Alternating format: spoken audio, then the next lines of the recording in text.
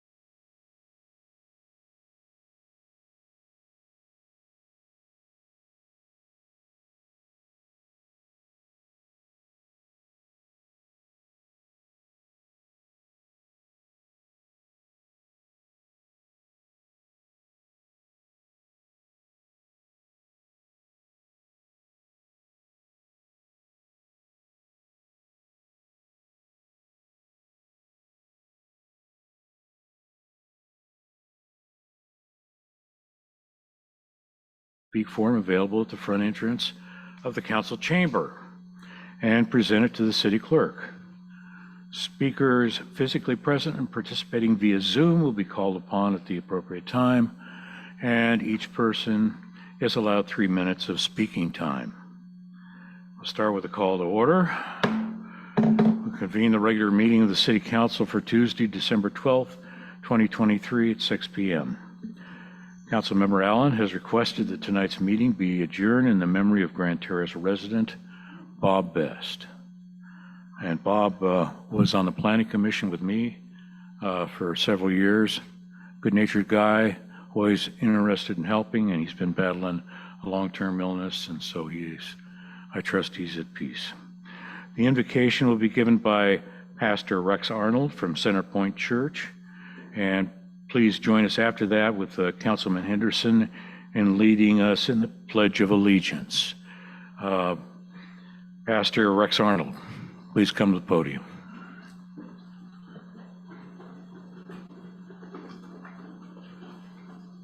Thank you. Good evening. Would you bow in prayer with me? Heavenly Father, we thank you for the many gifts that you give to us each and every day, Lord. Thank you for the gifts that you have given to this city and to her people, Lord, and we ask that you would be here at this meeting, that you would guide the discussions tonight, that you would guide the governing that goes on, Lord. And as many people are mourning the passing of a longtime council member, God, and a longtime planning commission, and just everything else that he was, God, I pray your peace and your comfort would be here with them and with family and everyone else who knew him. And we pray, Lord, that he is with you. We hope that that is the case. We love you, Lord. We thank you for this time. In Jesus' name we pray, amen. Amen. Councilman Henderson. Please join me in saluting the greatest flag of the greatest country in this world. I pledge allegiance to the flag of the United States of America and to the republic for which it stands, one nation, under God, indivisible, with liberty and justice for all.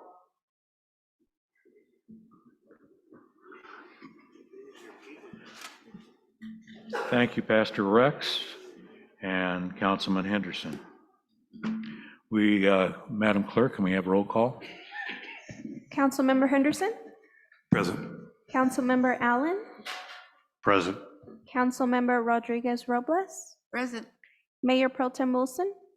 I am here, and let me apologize on behalf of Mayor Bill Hussey. He has been under the weather for several days, and he's been fighting a good fight. He let us know a few minutes before the meeting that he would not be able to make it tonight, but he's kind of going back and forth, and it seems to be something that's going around a little bit.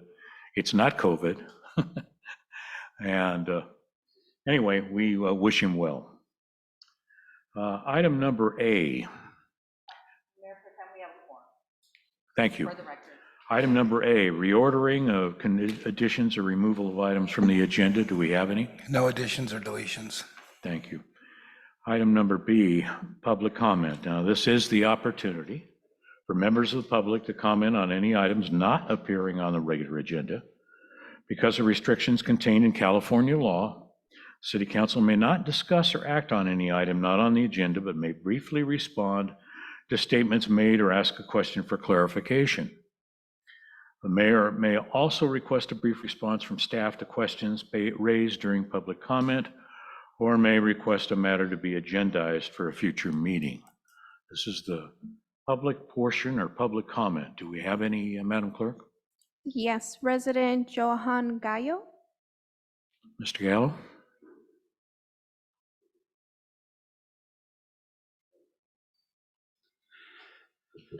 Good evening, Mayor Pro Tem and council members. And I'm sorry Mayor Hussey can't be here this evening. I just wanted to take a moment to thank City Manager Conrad Bolovich for all the help that he has given us for the Toy Drive cruise.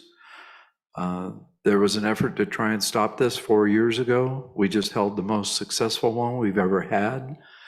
I also want to thank Assistant Fire Chief Cerna for the fire engine and the support that he gives us. Lieutenant Lane, I understand, is trying to finally go on vacation. So in his stead will be Deputy Mackey that will be here. And so with that, I just wanted to thank everybody for the support that we have gotten.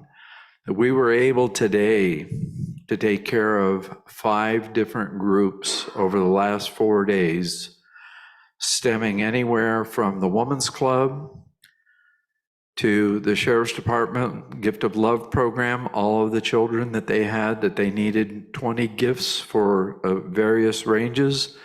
Yesterday, we delivered 250 gifts to the Living Word Church that does a lot to bring residents back to the real world. And so we took care of them. Tomorrow, all the toys, all the stuffed animals will go to the foster home up here that takes in a lot of families and children. And then we were working on one last one, but we couldn't have done this without the support of the city, the council, the businesses within our city, and our first responders community. So with that, along with the Lions Club, the Boy Scouts, everybody had an oar in the water and they pulled it hard. Thank you.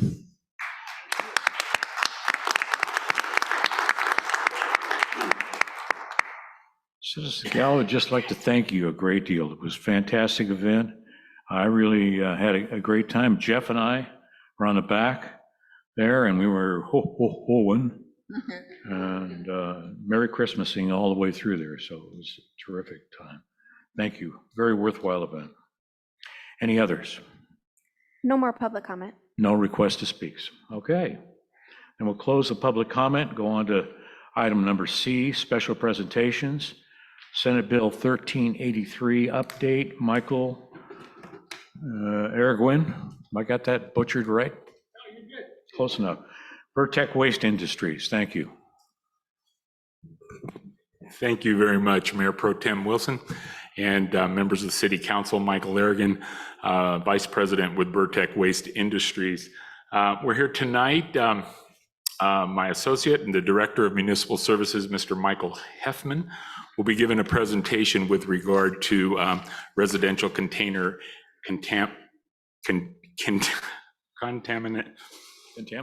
contamination, that's it, minimization, and be able to respond or answer and hopefully answer any questions that the council may have with regard to the inspections that are going on with regard to our route survey. So with that being said, I'll turn it over to Mr. Heffman.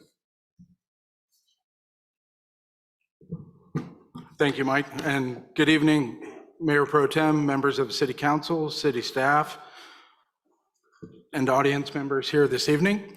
Michael Heffman with Vertec, and we're going to talk about residential container contamination minimization.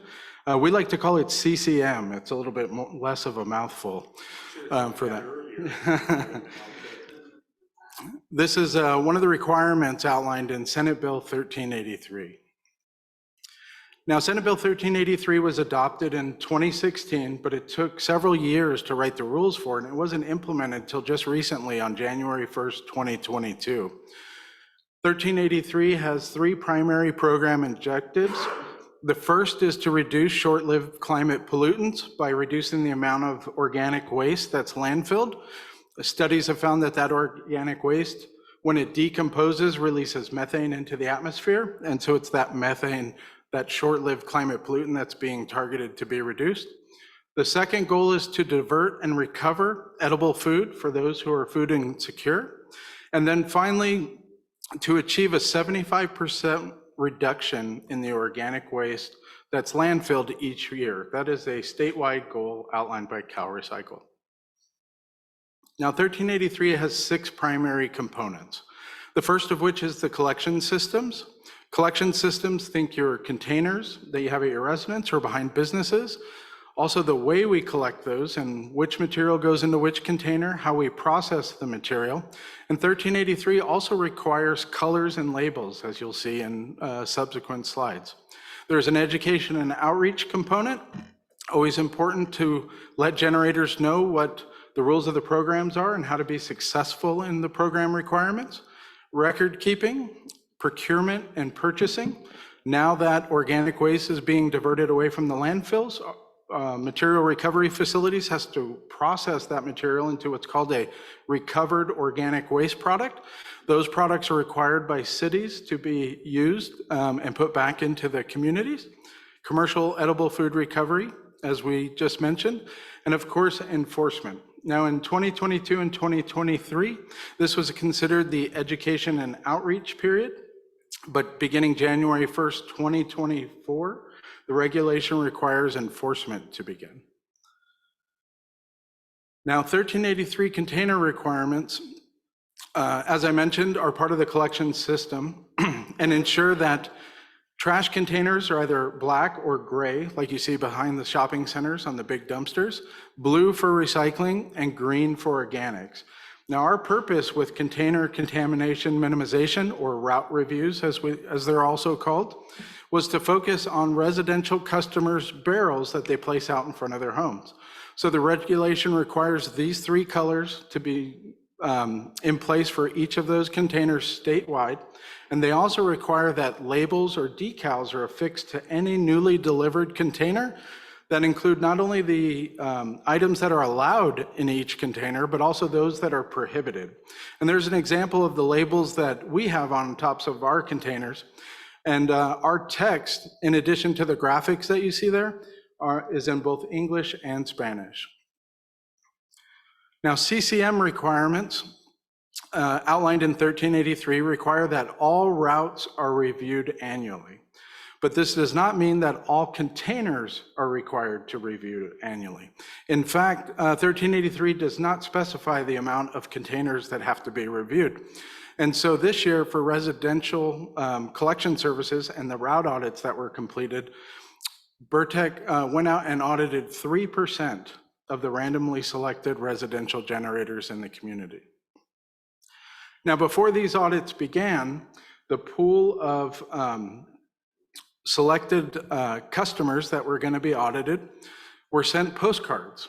On the front of the postcard was information about the law, about SB 1383, and it also had a note there in the bottom right next to Bert, that's our blue recycling guy there, noting that if you have no contamination, you'll be entered into a random drawing for $100 at the end of the audit period.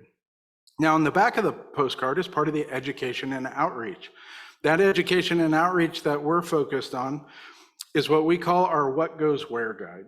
So in our What Goes Where guide, we identify each of the 3 containers and the most commonly used items and what container they should go in.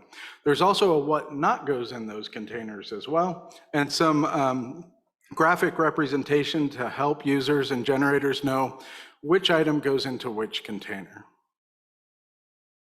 Now, the number of route reviews we completed here in the city for residential were 92. Now, I noted that we also completed 23 commercial generator reviews and 30 multifamily property reviews. 1383 specifies that all routes, that includes both commercial, multifamily, and residential generators, be reviewed annually. There in that picture is a green container that we found out there actually on the audit. It's a great organics barrel in the green container, filled nicely with green waste, and then you could see the bagged food waste that was placed in the container by the resident. Now, 1383 requires that once we're out there, should we find prohibited contaminants, we have to notify the generator of those contaminants that are found. And we have to do this not only to inform them of what was found in their container in terms of contamination, but also to remind them of, quote, what goes where. So what you see there on the screen is our contamination tag. On the front side, we check the barrel that's being audited at the top, and then the type of contamination that's found is checked down beneath there in the categories. Now, next to that, it also states what container it should have been placed in. And then, of course, on the back of the barrel, we leave these tags there on the cart when we leave the site, is our what goes where guide. Now, as part of the residential reviews that we did, you see a couple pictures there on the right. These are contaminated carts that we found out there in the field. In the foreground is a black barrel. That's a trash barrel. And when we flipped the lid on that barrel, we noted that there was cardboard right on the top. Well, of course, cardboard is a recyclable item. We placed the tag, we marked the black barrel on the tag. We noted that recyclables should be placed in the blue container, and we left that tag for the generator. Now, keep in mind that every one of the pieces of contamination that we found, or every cart that we found that was contaminated, we still serviced that container. So we still picked it up, we still dumped it. We just wanted to make sure that residents become aware of what their requirements are. Now, in the background picture, there is a green container that's organic waste, which is either green waste or food waste. And it looks great, it's filled to the top with leaves, but unfortunately there's a carpet there on top. And so that carpet was the contamination that was found in the organics container. So for those 92 generators, we actually flipped the lids on nearly 279 containers. That bar chart there to the left shows you kind of some details of what we found out there in the container reviews that we did. There were about 28% that were empty or not set out, which is normal. You know, we could have showed up and the truck may have just beat us slightly before we got to the container. And then, of course, we don't always set our green or blue barrels out, but commonly most people set their trash barrels out every week. On the prohibited contaminant side, we found about 29% of the barrels had contamination in them.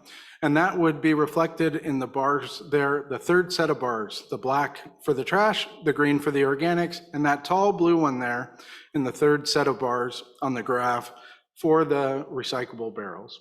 What we found is that most of the contamination identified in the blue barrel were plastic bags. Unfortunately, plastic bags, although they are plastic, shouldn't be in the recyclable containers. We actually asked residents to use those to collect their food waste in it and place that bagged food waste in the green barrel. But there was other instances of organics and trash and things like that. Now, the good news is there was nearly 45% of barrels that we opened up that had no contamination in them. And you could see those numbers there on the right side of the bar graph. Now, each one of those generators who showed no contamination in their containers were all entered into that random drawing.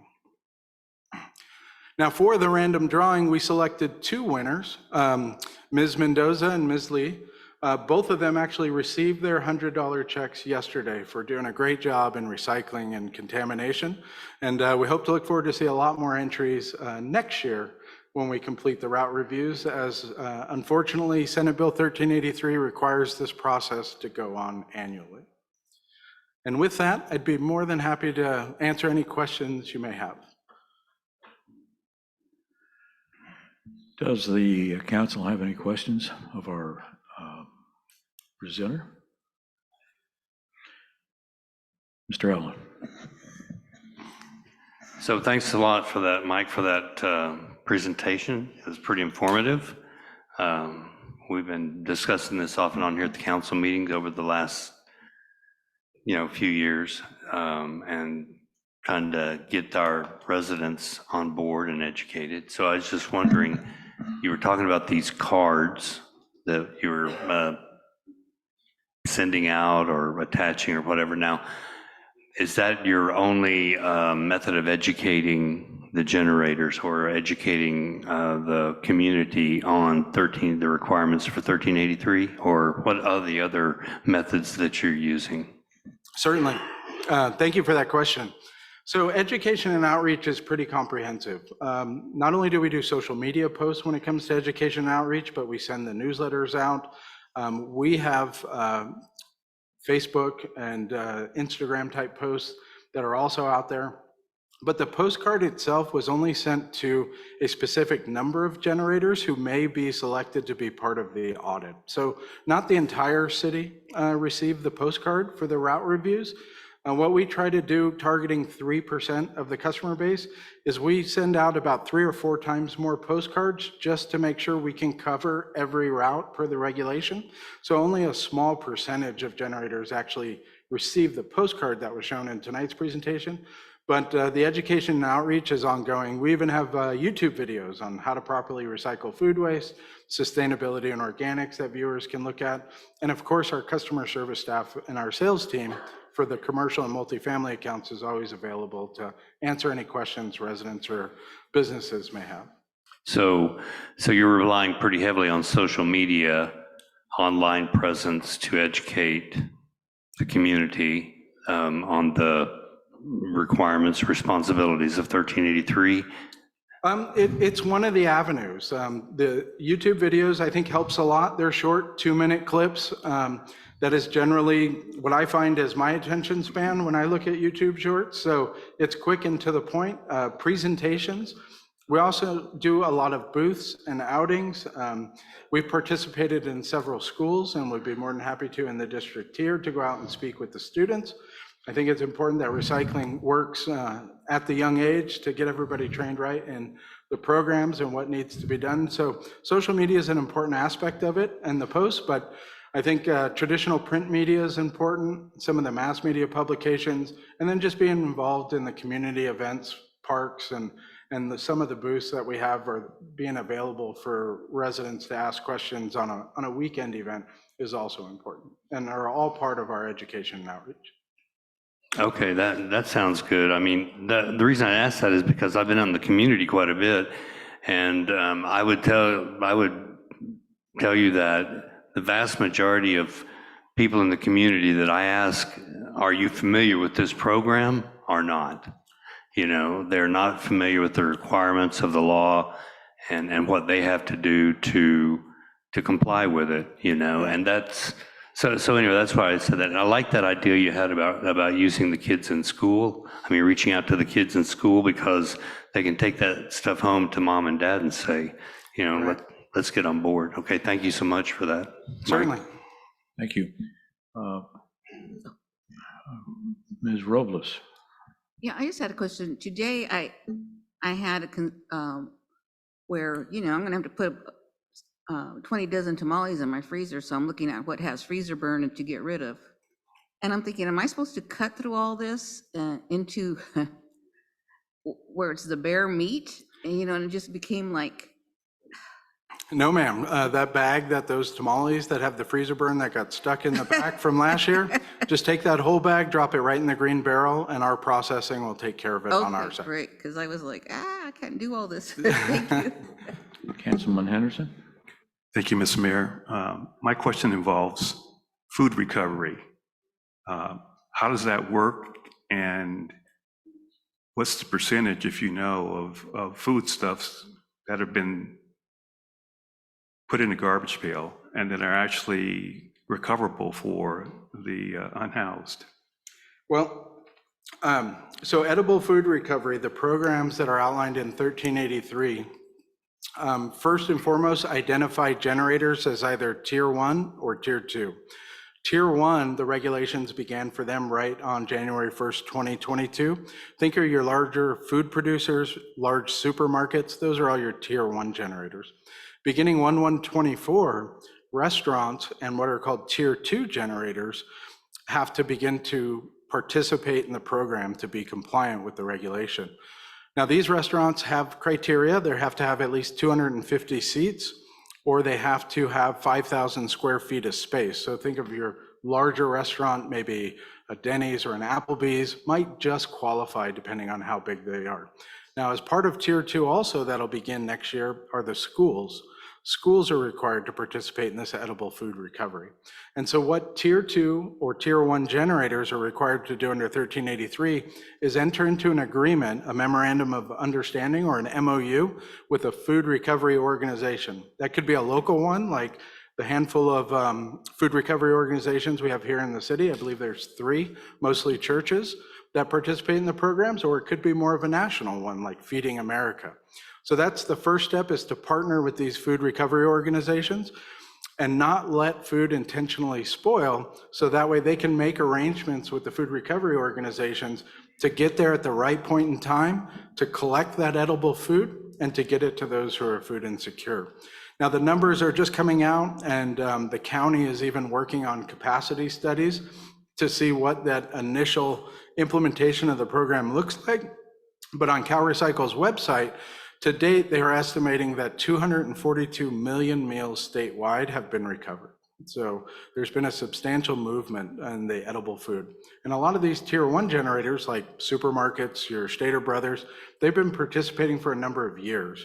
What's really going to be exciting moving forward is now that we get these restaurants and some of these hotels that meet the minimum requirements into the program, the amount of edible food should exponentially expand and be available to those who are food insecure.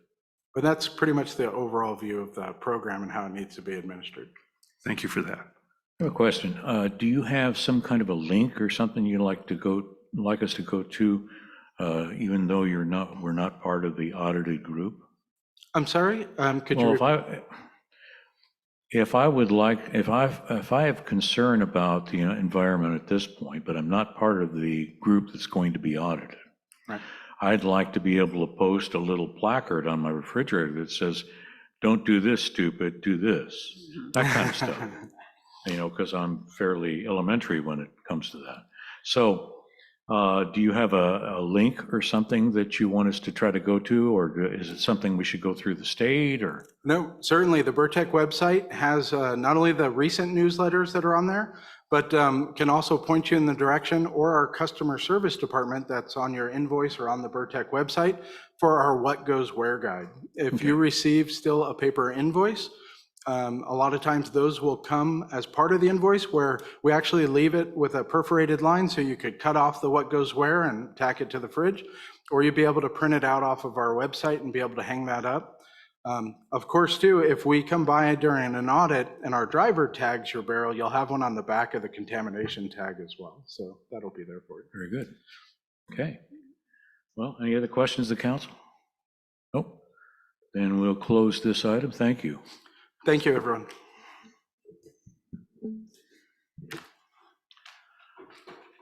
Item number D, consent calendar. Following consent calendar items are expected to be routine and non-controversial. They'll be acted upon by the city council at one time without discussion. Any council member, staff member, or citizen may request removal of an item from the consent calendar for discussion. Any removals? Nope. Don't see any. All right. Is there any public comment?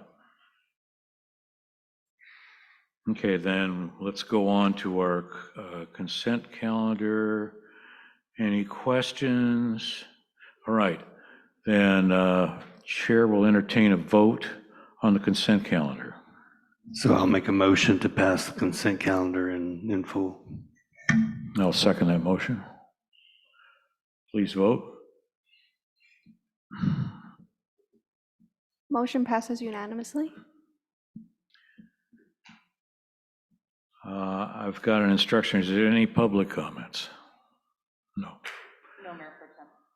Well, we'll waive the full reading of the ordinance on the agenda and the approval of the minutes in the regular meeting, approval of the October check register in the amount of $568,947, and that's what we enacted in the consent calendar. Item E, no, public hearings, none. Item F, unfinished business, none. Item G, new business. Item number 4 under G is Community Benefit Fund Grant Award to the Grand Terrace Boys basketball in the amount of $1,040, presented by Christine Clayton, our finance director. Good evening, Mayor Pro Tem, council members, Christine Clayton, Finance Director. So item G4 is for the Community Benefit Fund for the Grand Terrace Boys Basketball Team, the amount of $1,040. The team is hosting a Beat Cancer Classic basketball tournament on Saturday, January 6, 2024, to raise funds for cancer patients. Everyone is welcome. There is an entrance fee. The money raised from this tournament helps local cancer patients. If council approves this, the money will be used to pay for the tournament referees. If this is not approved, less money would go to the cancer charity, as the referees would have to be paid out through the money they receive. Is there any questions or comments? Any questions? Yes. Mr. Allen. Thank you. Thank you, Madam Finance Director. Is there anybody here from this organization? There isn't. They were unable to make it. Well, then I don't have a question, I guess. Thank you very much. Any You're other welcome. questions from the council before we open it up to the public? No, sir. Nope. Then we'll open this item to the for public comment. Do we have any? No public comment. No request. Okay, then this is a Community Benefit Fund grant award to the Grand Terrace Boys Basketball in the amount of $1,040. We've heard what it's for. I would honor a vote on this item. Well, I move the item. Second. So move and second. Please vote. Motion passes unanimously. Item G5, Community Benefit Fund grant award to the Grand Terrace Living Word Foursquare Church in the amount of $1,000. Christine Clayton, Finance Director, you're on. So the church held a Thanksgiving giveaway on Sunday, November 19th, 2023, where they provided turkeys and hams to needy families within the community. The funding was requested to assist in purchasing the turkeys and the hams for the community. At this time, staff does not have a recommendation. The floor is yours for a recommendation and approval. Do we have any questions from the council? Christine. Oh, Mr. Henderson, please. Thank you, sir. I don't have any questions per se. I do have a few comments if it's appropriate. This is the time. Okay. Mr. Mayor Pro Tem, usually the comments come after public comment, so I would wait to the, I can wait. okay, more question and answer time. Thank you, Mr. Mayor Pro Tem. Mr. Allen? I just want, hi, thanks again, Christine, for that report. I just want to make sure I understand this correctly. This is a request for a grant for an event that already occurred last, and is there anybody here from this organization? There is not. When I get these and receive them, I'm going to request that they be here and speak on their behalf so that you can hear from them exactly everything that it's going to entail. This application was received on November 14th at 5:40 p.m., which we were here for the council meeting. So this was the first meeting I could bring it to. I don't know if anything's been done retroactively in the past, but I did want to bring it as it was submitted to me. Okay, so the event occurred, they've already distributed, they've already made the purchases and made the distributions. The mission was accomplished. To my knowledge, it was. And successfully without our intervention. Okay, thank you very much. Madam Finance Director, do we have precedent for this? Not to my knowledge. No similar situation. I will direct it for the question for the city attorney. Do we run into a conflict of interest problem with honoring this request, considering the fact that there could be a conflict of interest? Can you clarify what conflict of interest do you see? Church and state. Yes, so we have in the past, as I recall, we have approved community benefit funds for religious entities, and I believe Councilmember Henderson actually had a great suggestion, which we have incorporated, which is, I always mispronounce the term, but it's no proselytization during the event to ensure that there's a separation of church and state. And we do ensure that, again, the council finding to address the issue is that there is a public benefit, a public community benefit in the use of the funds. So if the council makes that finding, I'm not as concerned, along with the no proselytization requirement. And Mr. Attorney, this is a little bit whacked out because it's after the fact. So I don't know how we would monitor. I'm aware of the language that any grant has been conditional. And the conditional grant had to do with the fact that there wouldn't be any proselyting involved, that it was purely a community outreach just for the benefit of the community. And that's good work. There's no question about that. And we for sure want to be a city that honors good work. At the same time, we can't be a government that has a gift of public funds for something that, is not appropriate. Correct. So, and briefly in response to that, that would be two concerns I would have. One is more of a policy concern for the council is the council comfortable approving things after the fact? That's really policy question one for the council. Putting this specific application aside, is the council comfortable doing that when you haven't had staff have the opportunity to monitor the event, make sure that they're complying with the event? That's a policy question for the council, number one. Specifically, with respect to this application, the no proselytization issue, I don't know how you determine that after the fact. That would be my concern. So in theory, just again, playing devil's advocate, it could have been done. We don't know about it, and yet we're funding it. Thank so just something to keep in mind. Again, I can't, I don't know where that goes, but just something to think about.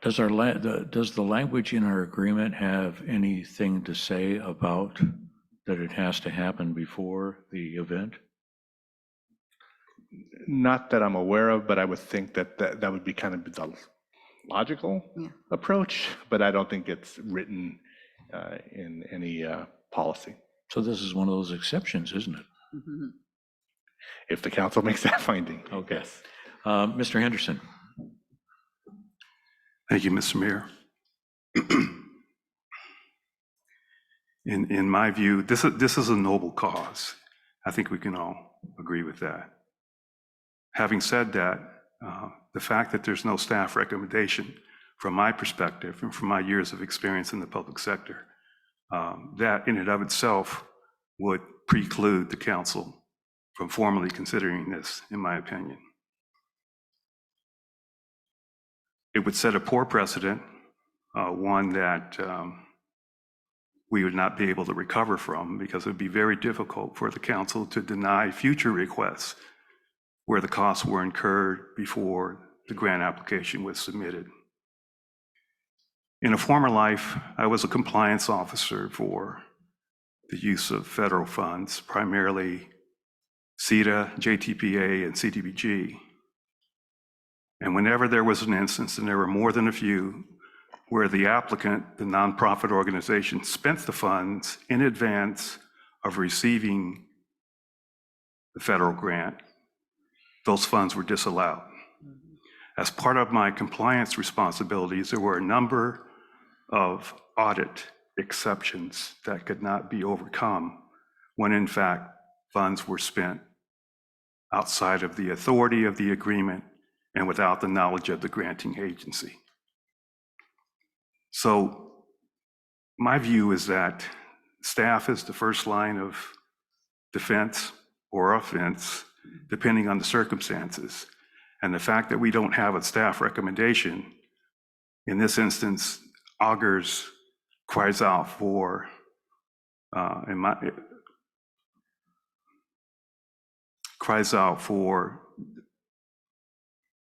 denying this particular request and any such requests that are like this in the future.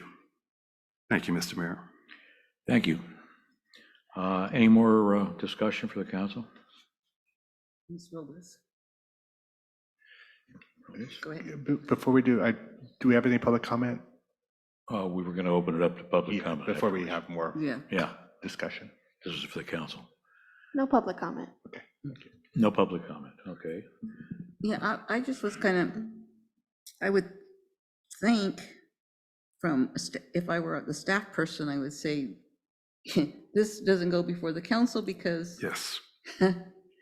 you're asking for money after it's spent. So if staff's asking for a policy, I think the policy would be just like if any application, if you can't meet the future deadline and when it can be considered by the council, it doesn't go forward at all. And and it also concerns me if an organization doesn't have the discipline to do something in good time and may question, their discipline and other things. So I think Thank you, Mr. Henderson. Thank you, Mr. Mayor. One last point. We strive to have no proselytizing in the community benefit program and any other program the city is a sponsor in whole or in part. When you read the application, it's almost a certainty that proselytizing took place, which violates our rules. Thank you, sir. Thank you. All right, any further comment before we open up the public? Not hearing any, then we'll open this item up for the public. Any public discussion? No public comment. No public comment, no cards made out. All right, then we'll close this item and request a vote on this item. I move to deny the request, Mr. Mayor. Is that an alternate motion? If it is, I'll second it, or whatever is required. there was no alternate. That's the motion on the floor. That's the So motion you on the could floor, second yes. it if you wish That's to. either approval or disapproval. Yeah. So you're making a motion to disapprove? Yes, sir. Yeah, I'll second that. Okay, please vote. Can we, before we vote, can we clarify, what a yes Yeah, and a no vote is, please? So if you vote yes on the motion, you are rejecting or denying Okay, the application. Oh, okay, let's recall for the vote then. okay. Please vote. Motion passes unanimously. So for the record, the application has been denied unanimously. And let me just make this comment. I am not against, personally not against proselyting. And I'm not against good work. And I don't think there's a member in this council that is against that. It's just that if we're going to be partners, we got to play by the rules. And after the fact, funding doesn't work anywhere, no matter which. And so I know in some churches, it's not unusual for you to advance funds and then get reimbursement for that based on receipts and so on. But this side of the pulpit is not, we're not set up that way. So we either are partners in the situation and give us ample time to be able to see what the recommendation is, and then we'll move on it. So let's go on to item number 6. That's G6, Ad Hoc Citizens Committee for Enhanced Law Enforcement Services Report, presented by our city manager, Conrad Baldwich. In this, excuse me, at the September meeting, there was a request for an ad hoc citizens committee to address law enforcement services and possible funding mechanisms for that, with a mandate that the group return by the March meeting with their work complete and recommendation. We have had a remarkable citizens group from a broad spectrum of the community, and this group has really dug into the details, spent the time, the effort to analyze that, and has really been a group driven where the staff and law enforcement were here to provide information. But this group came with their own conclusions and their own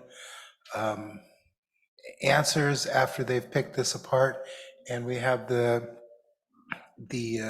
chairperson from the committee, Jessica Brown, to give a presentation on their findings. Thank you. Very good. Please proceed.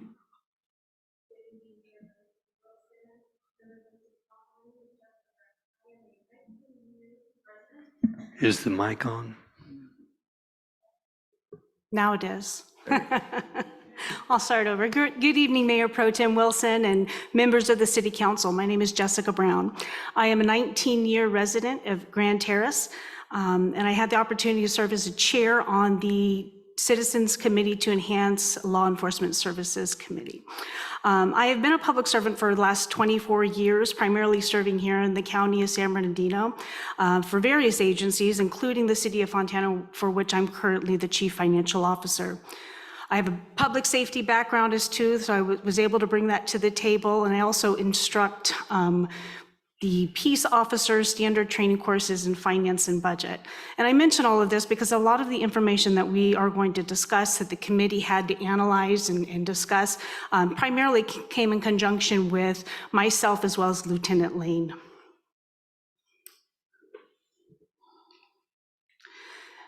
So as you know, the committee was established by the council, and it charged its members with researching ways to enhance the law enforcement services. And we also met the requirements where we did meet twice a month.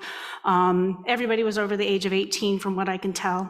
And additionally, we had discussed different ways, including the funding for those proposals that we bring to you tonight. So brief overview of the committee. As indicated, council did authorize the creation of the ad hoc committee at its September 12th meeting. Application period did run from September 12th to September 20th. Of the 11 applications received, all 11 applicants were appointed to the committee. Here are your committee members. As indicated by Mr. Bolovich, the committee was a very dynamic committee. We had some public servants, we had individuals that were with Highway Patrol in the previous lives, and individuals that have been involved in similar measures and attempts in prior years. So a lot of good, strong individuals at the table that were discussing this particular matter. Our committee meetings, we did hold 2 in October. We had 1 in November, but due to the holiday as well as some illnesses, we had to cancel that committee meeting. However, we were able to meet on December 6th, for which we discussed our final recommendation, as you will see this evening, and it was voted on and approved unanimously.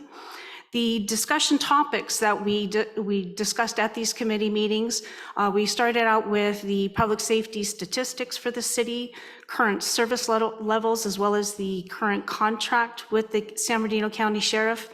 We then identified service needs and then proposed service levels and costs, and then of course the potential funding. What I'm going to start with is the public safety statistics that we did discuss at these meetings. And they're very important because I think they're going to tell their own story here, and it's going to make sense as to how and why we came to the conclusion that we did. The population estimate came from the U.S. Census Bureau, and it's as of July 22nd, or fiscal year, July 2022. The population growth since then, it has been about 8%. So over the last decade, we've had a significant increase in population. When you look at the historical staffing for the city, we have a current contract that has 6 deputies that we're contracted for. But what this relates to then, though, is the equivalent of 1 deputy on 24/7, or 24 hours a day, 7 days a week. However, the change over the last decade has reflected a 25% decrease in staffing levels. Now, when you look at comparable cities, other comparable cities have various averages, and for most, the deputies per population is 1 deputy per every 1,700 residents. And our average here is 1 deputy per every 2,100 residents. I do want to note that there's no set standard, but most agencies strive for either 1 or 2 deputies per every 1,000 residents. Now, based upon the statistics, that would equate to the city having approximately 13 to 26 deputies assigned. Now, when we look at the overall ratio here, there are many things to take into consideration. Population's one of them, workload analysis, crime rates and trends, community policing needs, and then of course, geographic and demographic consideration, of course, why we're here, budgetary constraints. Now, when we talk about call volume, these statistics are reported out every calendar year by the County of San Bernardino Sheriff's Department. And for calendar year 2022, the average calls per day were 38, and the average calls per month were just over 1,000. And this also represented a 2% increase over the last decade. Now, as we talk about emergency response times, we have the calls that come in and are received have different levels of priority on a scale from 1 to 5, with the emergencies calls being the highest priority, or they're assigned a priority 1. Now, I just want to point out here as we're discussing that the emergency response time has been 2 minutes and 27 seconds. So being able to assess the calls as they're coming in, the sheriff is doing what they need to do to respond to us in emergency situations. I think it's the statistics below that which are the most concerning. The time between a call being received and dispatched is 19 minutes. Then once they're dispatched to on scene, is typically 12 minutes. And I want you to make note of that, because that statistic really relates to the fact that we do receive a high level of mutual aid outside of the city of Grand Terrace. So obviously we can respond if we're within the city limits, but because of the mutual aid, that's why that dispatched on scene average is higher. The on-scene to close, that averages just over 26 minutes, and then dispatch to close. So that's when they're dispatched, get on scene, and it closes, is a total of 36 minutes. When we talk about comparable cities, these annual statistics relate to how many deputies per average call. So we have other contract cities average 1 deputy per every 1,500 calls, and our average here in the city is 1 deputy per every 2,200 calls. So when we talk about a deputy's time, what Lieutenant Lane was able to provide to us was how much time a deputy spent on calls.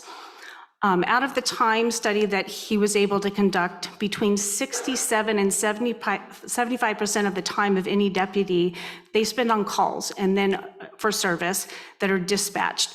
And then they have their associated functions, report writing, that are associated with those calls. So that's where the bulk of their time is spent. However, that only leaves 25 to 33% of their on-duty time for patrolling, traffic-related duties and breaks, and they do need to eat. So it gives them very little time to actually be seen out in the community as well.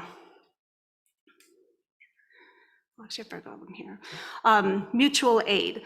So as a result of the time study that was conducted, and this is a key piece here that we need to be aware of, the city of Grand Terrace receives, on average, 443 hours of mutual aid on a monthly basis.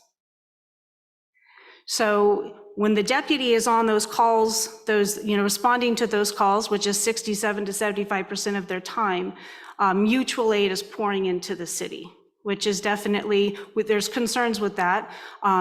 There's concerns about the fact that these other agencies may not always be available. So there's an increased risk to the city and to the residents. But also there's the concern too that at some point in time that might come to an end and may not be available to the city overall, not to that degree at least. The last statistic that I'd like to discuss is the traffic through the city. We had a couple different traffic studies that have been conducted over the course of time. We first discussed the 2018 traffic study. This traffic study was done by, I believe it was now the agency SBCTA, the San Bernardino County Transportation Authority, or it may have been SCAG, so I apologize for not having that source. However, what it projected was a 14% increase in traffic by the year 2023. Now, I listed this one because if we look back to 2011, the traffic study that was conducted at that point in time was just south of 12,000 vehicles coming through the city a day. Now, the traffic study that was most recently conducted reflected approximately 19,000 vehicles through the day, and that's going both directions, and it's just going across Barton there. So we more than exceeded the anticipated 14% increase. In fact, if we look at the increase from 2011 to 2023 currently, that's 19,000, which is approximately a 63% increase. So what does this all mean? So there's a lot of different statistics that I've just presented to you. So we've had an increase in population, we have an increase in call volume, increase in traffic, increase in non-emergency response time, and a heavy reliance on mutual aid. In addition to that, we have a higher average ratio of calls per deputy as well as deputies per population.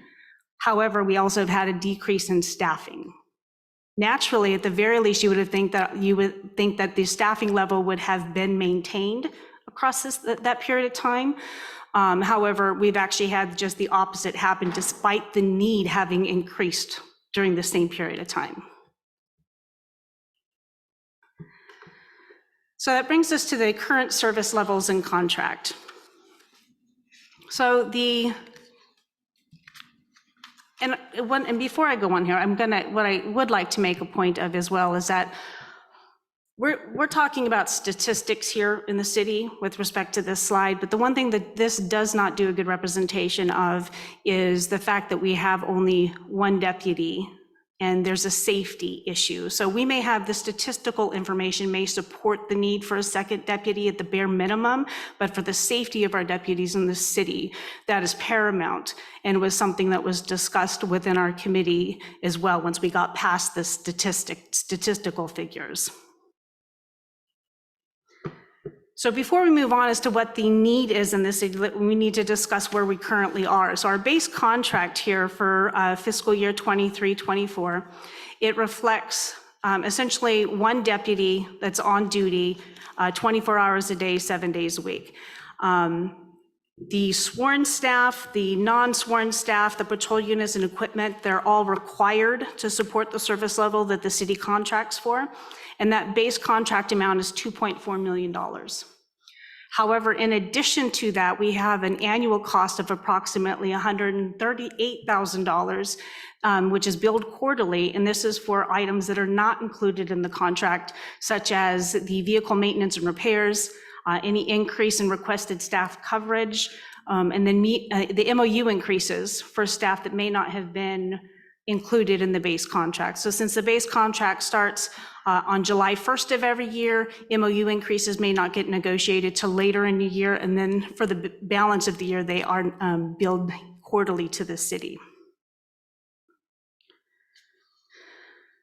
So as I had indicated, the current model relies heavily on mutual aid and support from surrounding cities, which quite frankly could diminish at any time. And as any surrounding city, as I had mentioned, could identify the unbalanced level of mutual aid coming into Grand Terrace, they could also request compensation, whether it be from the city, and or reduce the level of support that it provides to the city. So some of those non-emergency calls may not go answered until the deputy is going to be available, which then could increase response times overall. Excuse me for a Yes. second. I'd like to clarify something. Did the committee have access to the existing contract, which was actually begun more than 20 years ago? Yes. Okay, so the committee did have the understanding that it is a lump sum agreement that includes all sheriff work, all policing work for the city, and in that, the sheriff's department basically gets to run it the way they want to. That means to us that it is an all-inclusive agreement. So when we start talking about partitioning and so on, the only real problem for us, and I'll just use this as a personal reflection, the cost of $2.6 million in relation to our budget is substantial. It's a huge percentage of our money. So I think you've made your point in relation to the need, and I believe that the committee has identified the need. And the only question I would ask you is that we have thrown money to the situation before. We've had other monies that we've dedicated to additional police power. And we have never been satisfied as to whether or not there has been any result from that. Now, grant you put more men on the job, that's supposed to create a circumstance. But in my business 50 years ago, you put more men on the job, it doesn't necessarily do that. And so it would seem that it would be important for the committee to analyze, at least to some extent, what benefit we got, what cost benefit we got from previous expenditures in order to be able to go forward. Previous expenditures, meaning the previous contracts that we've had. City council has added money, in other words, in your additional cost, beyond the maintenance costs that are considered out of contract, weren't covered within the body of the original agreement. We have put on extra officers for timeframes. We were limited in our timeframes because we were limited to the amount of money we could dedicate to it. And in that, I know we have had discussions. This body, the council, has had a ton of discussion in relation to this particular item. And believe me, it is very much on our minds. But we'd like to think that there is some proof or some evidence of actual cost benefit. So was that something that the committee discussed? Well, I think the cost benefit's going to lie in the fact that the mutual aid hour amount would decrease with the additional deputy on board. Now, when you're talking about associating a dollar amount with the, what benefit you received, as far as, we did have over the course of the last year, some statistics improved. But the course over time, over the 10-year period of time, it did not. Some of the statistics actually increased, like call volume and such. Okay, well, I'll let you continue with your presentation. Thank you. So when considering officer safety, that was the other point to be made here about the current contract level. There have been multiple incidents that have occurred within the city where the safety of an officer is questionable if we don't have a second officer on duty at that time. We had the Cal Skate shooting, we had a murder there, we've had some burglaries and such. So those are other areas that the committee also believes that there would be benefit to having, for the officer safety, having a second officer assigned here in Grand Terrace. So the proposed services. Let me just make another point. The sheriff's contract says it is an all-inclusive contract. So how does that change? It's all inclusive, but it's not all inclusive? I'm not too sure what your question is. Well, it's up to the sheriff's department how they handle it. In other words, they don't let us, where our hands are off. And so they handle it by bringing their members of their personnel and so on. They got a tractor they need on this side, or some kind of a thing that's going to bust into somebody's house. They make that decision. But what you're saying is that we have to then clop another officer into the situation. Shouldn't that be up to the sheriff's department, who we have the contract with, the all-inclusive contract? And at some point in time, the sheriff very well could come back and say the city should at the minimum have 2 deputies based upon certain criteria. That's fine. That sounds good. Additionally, the contracts, I will say at the county level, because I have been in conversation with the county as well, and the various public safety contracts that they have in place, the sheriff's contracts are under scrutiny at this point in time because they do not recover the full cost. So if the sheriff, it's very likely in the future, the sheriff could come back and say, this is the true cost of the services that you receive. This is now your contract amount. So in my opinion, no matter what, the city at some point in time is going to be on the hook for additional resources. Okay, let's continue. Thank you. Yes.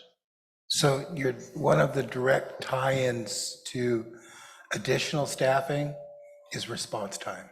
And if you go back to that, one of those earlier slides, that we're looking at 12, 15, 17-minute response times. Yes, we get 2.5-minute response times on the emergency call, the first emergency call.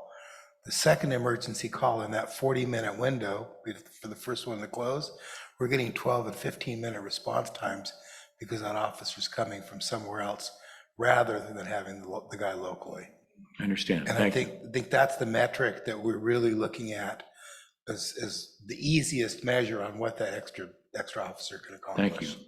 And Mayor Pro Tem, to get to your point too, with respect to being able to tie out the benefit that the city received for additional dollars thrown at the contract, I don't believe that that is going to be something that's easily attainable to actually say, here's the color of the money, this is what it went for, and this was the benefit that we received. We could break out the statistics by year. We have those for you, and you may very well see those. But the committee did not go every single individual year over the last 10 years. It was just looking at the trends overall to see where we were at and where we are at currently.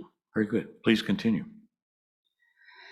So the proposed service levels, the committee, after discussing a couple of different approaches, on one, we did talk about various equipment options through flock cameras throughout the city.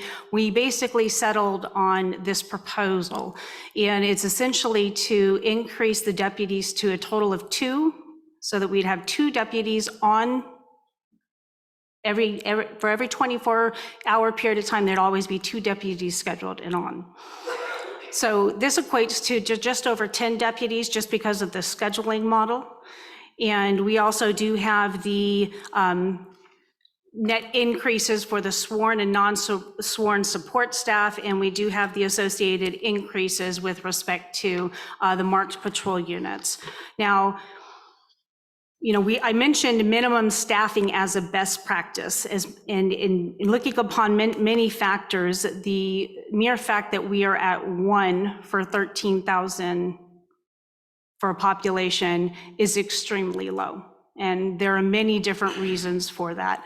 But knowing that the city and its residents cannot afford 13 police officers, or even 26 deputies, the proposed minimum staffing, which relates to this, would equate to just under the 11 deputies to at least get us 2 on for the safety of our deputies, as well as to have that recurring presence within the city. So the proposed base contract for this change is $4.1 million. The additional incremental increase is $209,000, and those costs are those that are going to be billed quarterly for a total cost of approximately $4.4 million. That is a net increase of $1.7 million. So as a general statement, cities, counties, private businesses, and even personal budgets for that matter, are more than likely cannot absorb a 22% increase in their budget.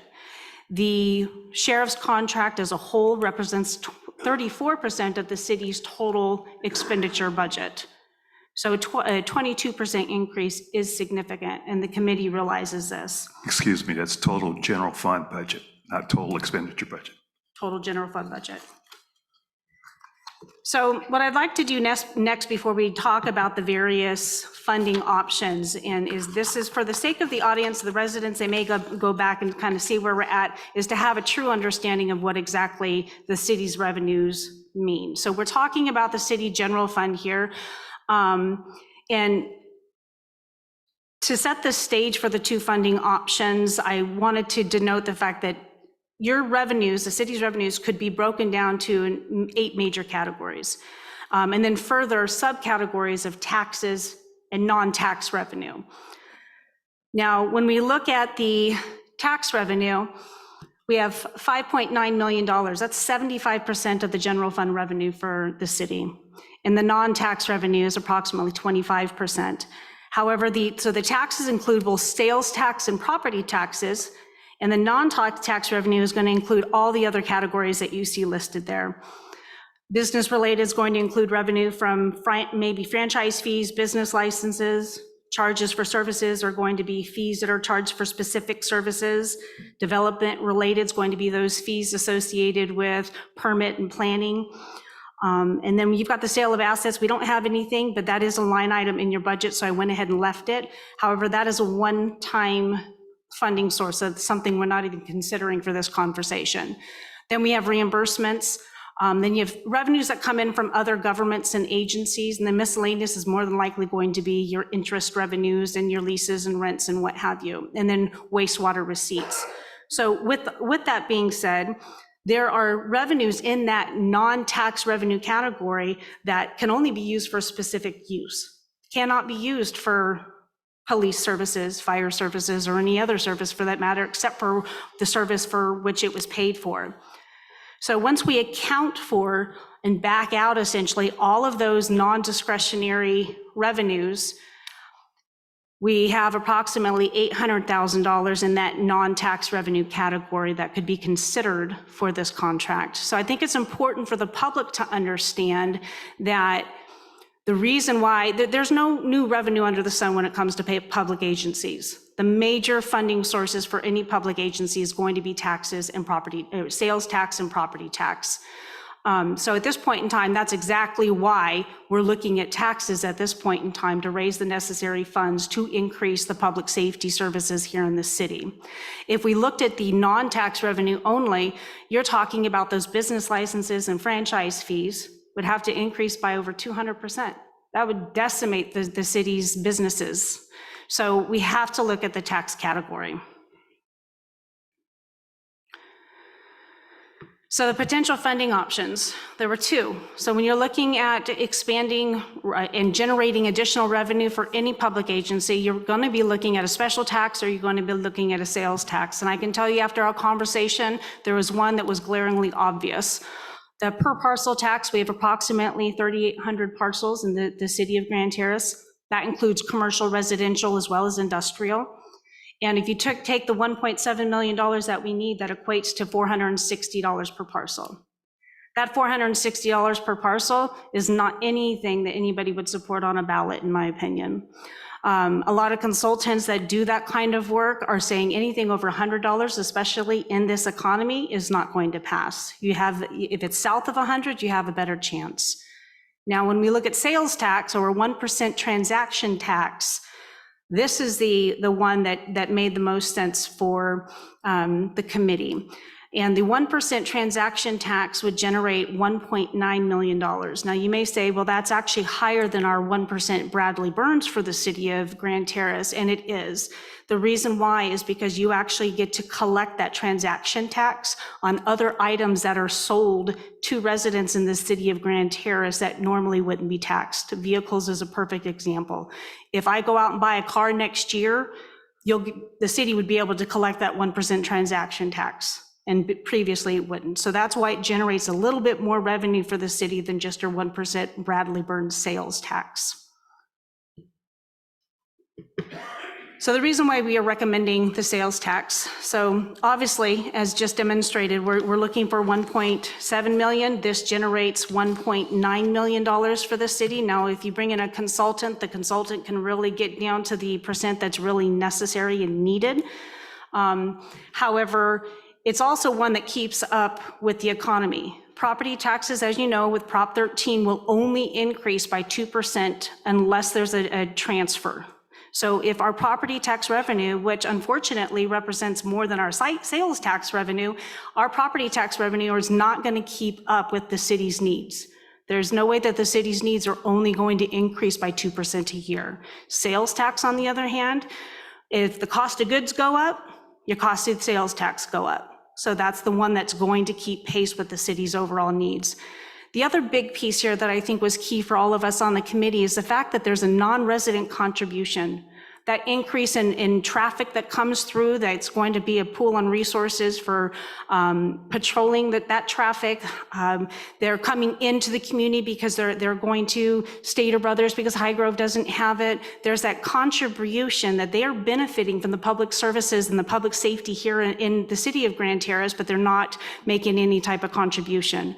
This kind of evens the playing field. If you're going to come into Grand Terrace and you're going to have that benefit, you're also going to contribute to that benefit. Also, the idea of having the property tax or special tax, not having one, I'll tell you right now, the city of Fontana has 114 CFDs. Every single one of those is a Melrose district. You cannot buy a house in that city without a Melrose district. That's what makes Grand Terrace really attractive from a real estate perspective. So it's another reason why we didn't necessarily support the idea of the special tax. Additionally, as noted here, there are multiple neighboring cities that have successfully passed and implemented sales tax measures. And you can see we kind of fall right there in the middle. So this is, and with respect to the city of Grand Terrace and even residents saying, I don't want to be taxed. Well, guess what? If you're on Colton, you're paying it anyways. So you might as well be contributing here to the city. So we thought that this would be $461 on the ballot versus 1% on the ballot. 1% is more palatable. And I believe that it could be sold that way too, with respect to non-residents are actually contributing to that revenue source as well. There are other considerations as we look at this measure and moving forward. I'm sure most of you may or may not have received phone calls from the Colton Joint Unified School District, and they're talking about a bond measure to be placed on the ballot for November 2024. We also have the County Fire FP5 repeal that's going to be on the March 2024 ballot. So we're talking lots of taxes at this point in time. The reason why that's important is the city's current tax rate is about 1.24%.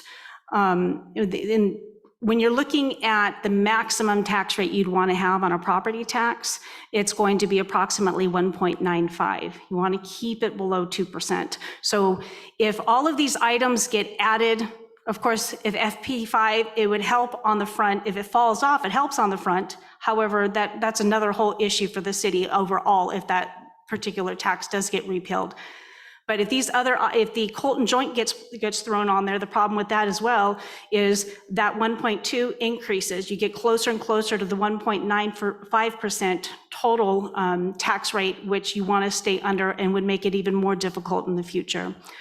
The last consideration that we did discuss as well is when you bring on new staffing, such as what's being proposed here, there are multiple grants involved. And the COPS grant is one primary one that I would recommend that the city look into, because at the point in time that you add new staffing, they will pay for a percentage upwards of 75% of salaries and benefits for the first 3 years.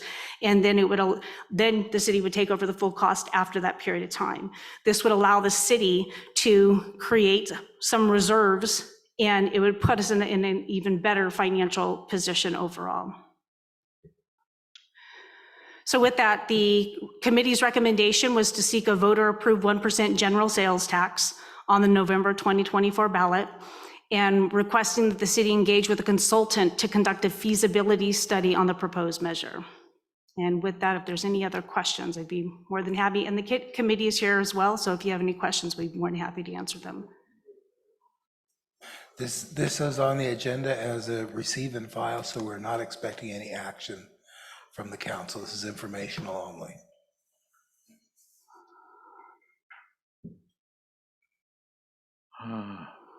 Mr. Allen. Thank you, Mr. Wilson. Thank you for that wonderful presentation.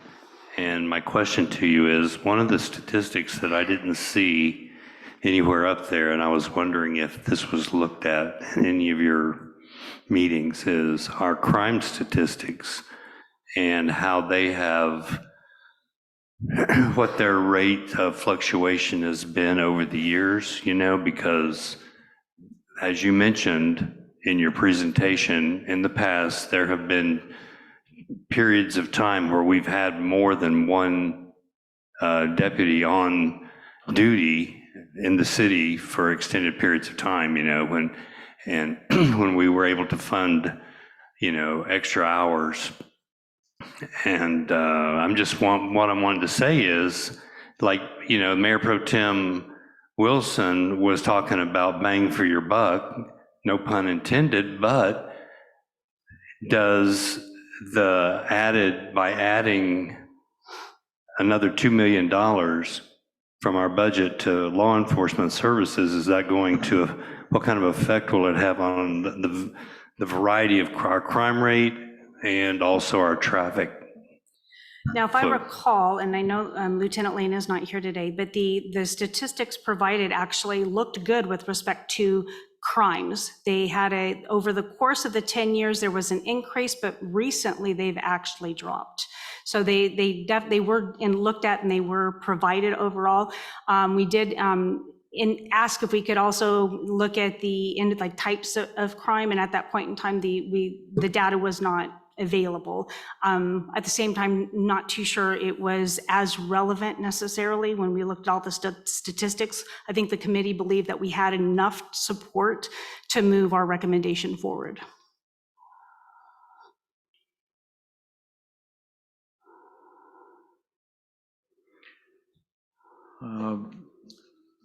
Councilwoman Robles, please. So you're kind of singing to the choir.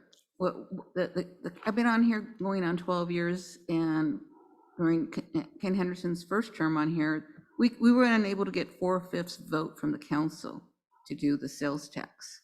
So then we moved to the parcel tax, and then the fire people were doing a parcel tax, so we retreated. So my question is, I guess we still need a 4/5 council vote to move forward with a ballot measure for a sales tax. I think we need a. I'm asking her. Oh, okay. I think the city attorney can address that. Okay. It depends on what procedure is used.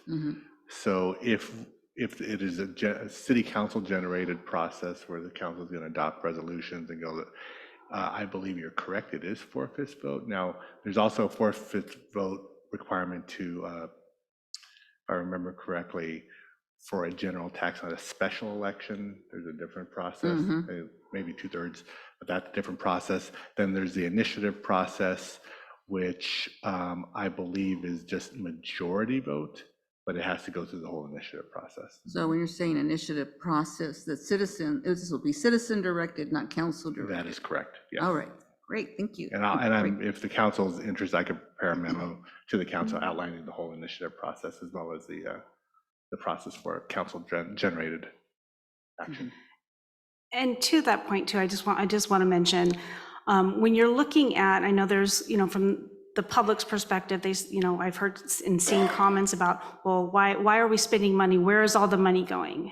And if you look at the city of Grand Terrace, the city of Grand Terrace per capita revenue is about $600 per person, per resident. And most cities are 2 and 3 times that dollar amount. So it's not an issue about the council not handling or misappropriating revenue. The city just does not develop that type of revenue. Additionally, decades ago when the plan with the city was to develop no drive-throughs, it was a bedroom community. If you look at the revenues as well, your sales tax is less than your property tax, which ideally it should be swapped. Sales tax should be a higher percentage of your overall budget than property tax. And it's for the same reason that I just mentioned. It keeps up with the economy. As prices increase, the sales tax increases. So that was another, as much as we love our small community feel, the residents need to be educated and understand it's going to cost more to have that feel still, meaning it's because we're not generating the sales tax that we have, we're going to need to look at another revenue source to increase it and make that available. Councilman Henderson. Thank you for your presentation. It's very educational. I want to thank all of the committee members that participated in this process. I'll note for my colleagues that the recommendation submitted by the spokesperson was unanimous. And it was a broad cross-section of community members. We just celebrated our 45th anniversary on December 4th. When the city first incorporated the Local Agency Formation Commission, LAFCO recommended that the city identify an additional revenue source because the report done by the LAFCO fiscal analysts indicated that Grand Terrace did not have the property tax base, the commercial base, to support a municipal operation. 45 years later, here we are. On a number of occasions, either the council or the citizenry have had an opportunity to augment our revenues, and unfortunately, that hasn't occurred. I believe we're living on borrowed time as it relates to public safety. Agreed. When I was an employee of the city of Grand Terrace, we had a home invasion off Tanager, and the 5 gentlemen from Rialto who were the bad actors in that situation indicated that they selected Grand Terrace because there's only one cop. Another situation occurred when I was city manager and Mr. Dorsey was our police chief. When there's a shift change, there's about a half-hour overlap, as I recall.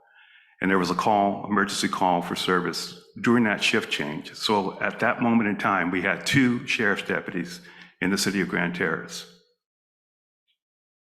The gentleman who created a real problem charged the first deputy and kept charging after he was tasered again and again. The backup deputy who was getting ready to leave for lunch was able to put the guy down. Otherwise, it's your guess as good as mine as to what may have happened to the initial deputy. Deputy safety is critical. And I know we don't talk about it enough. The sheriff guys say they grin and bear it, but it's a situation where it's a clear and present danger. So I spent 11 years working for the city of San Bernardino, and our police department at the time was always strapped for funds, always strapped for funds. And I talked to a friend of mine in anticipation of this item coming up, and they passed their sales tax. I think it's been twice now they've passed sales tax overrides for public safety for the police department. And the problem with that department has always been attracting and retaining good personnel and funding. That funding is no longer an issue in that city for police services. Those sales tax overrides have been eminently successful. And as the spokesperson indicated, we have a situation where our property tax is greater than our sales tax. And I challenge any of you to find another city that's as old as Grand Terrace, 45 years of age, that has that situation, that anomaly that we have to deal with. Think about the cities that were incorporated around the same time as Grand Terrace. Rancho Cucamonga. Rancho Cucamonga was a wheat patch, Etiwanda, Alta Loma, and Cucamonga. And when that city incorporated, they put in place the kinds of things that we're discussing tonight. Hesperia, Apple Valley, Highland, I can go on and on. Some of those cities incorporated after Grand Terrace, and their fiscal positions are much, much stronger than Grand Terrace. The city manager and the city council have done a wonderful job in managing our revenues and our expenses. But don't kid yourself, we're just an emergency, a hiccup away from 2013 when we faced the prospect of bankruptcy. So if the spokesperson or Director Clayton can answer this question, when I take my daily walks and I talk to people about this, they say, well, I pay my taxes. Well, it's property tax. And my understanding of the property tax revenue coming to the city is about 7 cents on that 1% factor that's applied to property taxes. But I think that's an important point that folks need to recognize. They may pay their taxes, but the amount of taxes that are derived by the city of Grand Terrace is significantly less than what they pay on an annual basis. Thank you for listening. I think I have that percent for you, actually. I think I printed that. The general tax levy of 1%. No, I don't actually. No, we've seen the breakdown. Thank you. Is there any, before I open it up to public comment on this particular item, are there any further questions, comments? Councilwoman Robles. Yeah, one last question. I'm sure from your public background, and I serve in the county too as a fiscal person, and when I took my master's program, they said 75% should be safety, but we don't have the fire equation because my understanding was 10% from the property tax goes to them directly. Did you guys look at any of that to see how it weighs percentage-wise? You know, I personally looked at it. I did not share it with the full committee, but the 34% is actually under in most agencies overall. Okay. I think, but it's not, that isn't as drastic necessarily. I mean, the difficulty with a small agency or small city like Grand Terrace is that the bigger you get, those fixed costs get spread over, you know, more deputies. So the fewer you have, that per deputy cost is it's just south of $500,000 for our current contract. Well, I can tell you that that's not the per deputy cost of every other agency, because the larger you get, it's not proportional. That proportion that you need of all that infrastructure and that overhead gets minimized. But I will also say that the city of Grand Terrace has a phenomenal contract with the sheriff. When I costed it out significantly higher and was questioning why we weren't being charged for various items. And that goes back to when I had asked for the original contract. It was 1978 was the original contract. And that was the same contract. We've just had multiple amendments to it at this point in time. So with that, in the sheriff's contracts too, when I look at the fire contracts for the county, the fire contracts are very complex. They are nailing you for every cent that you can possibly come up with when it comes to overhead. That's not the case for the sheriff. And that is the predominant problem that I do foresee coming to a head in the next few years with the county, because somebody's paying for it. And the county essentially is subsidizing. Yes, I understand it's a lump sum contract, but the county is subsidizing a very high level of service here. And one of the things too is when I came on board, RDA was dissolved. And my understanding is that we depended a lot of RDA funding to augment sheriff's expenses. And I was hoping you guys would look at that. And I'm having a senior moment. And Well, the revenue that comes in from the former RDAs is actually included in the property tax figure. So that is taken into consideration. Yeah, but I don't think what I'm getting is, I don't think the public understood that, because we had a big sheriff's presence back in those days. I mean, I got stopped just because they were bored or something. But I'm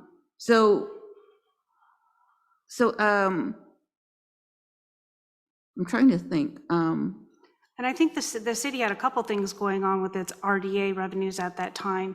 If I recall, the city was actually receiving a higher allocation than it should have been. So your base budget was based upon a dollar amount that was higher than what actually you ended up getting in future years. I finally remember what I was going to ask. So with the deficit of the state, the county's going to start feeling it, right? I mean, because I recall when this happened, we had augmentation funds, which I'm sure you're familiar with. And when I was at special districts, and I says, well, they're going to take 15% and be ready for them to come and take the rest. And they were all like, no, that's not going to happen.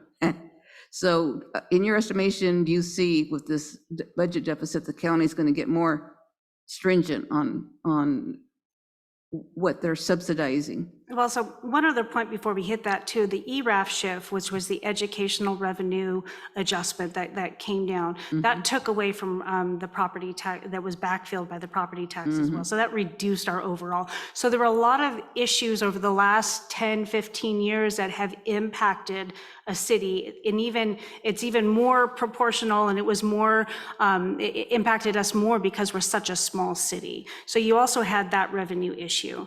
As far as the deficit at the state, the interesting thing about, we're at least in the state of California, better prepared to handle a deficit in the current, in the upcoming fiscal year than we have in years past. However, yes, we may see some impacts. However, they can't touch the property taxes. Right. They can't touch the sales taxes.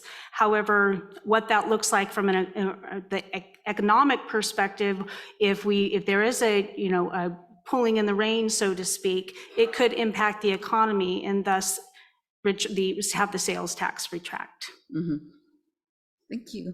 Thank you. Councilman Henderson. Thank you, Mr. Mayor.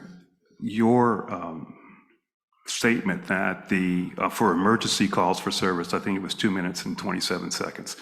Does that include responses from the mutual aid departments and agencies that are providing such assistance to the city? I would assume so, because that is the average call response, but I'm also assuming that if deputies are on calls that are non-emergency in nature, that they're dropping those calls and going to the emergency calls.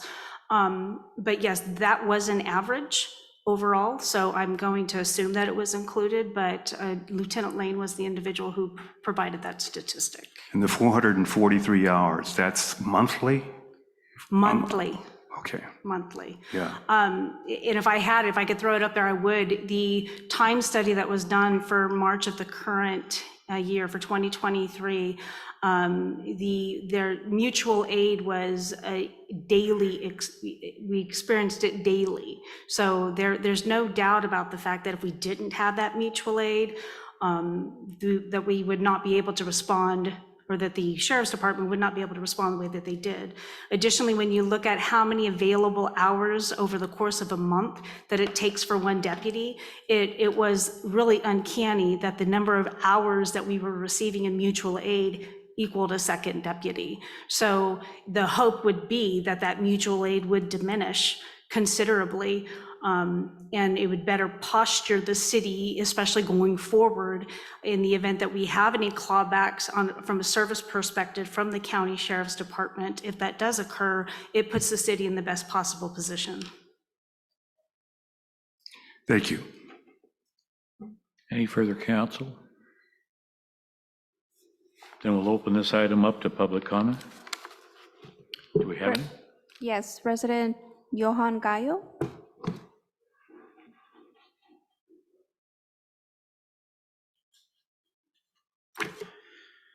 Well, here we are, 6 years, and I've been fighting this battle, and I got to thank Jessica Brown for all the work that she's done. She has pulled the oar on this thing stronger than anybody else on the committee. You know, we've been fighting this battle for 6 years. Let me make it personal for you for a minute. When my grandchildren are barricaded and the guy's breaking down the fence and taking on my daughter, that's personal. And we're going to sit here and we're going to talk about, you cut 25% out of the budget for the Sheriff's Department several years ago because we didn't have the money. Here we are today. I might as well be talking to grass growing or paint drying because we're not getting anywhere.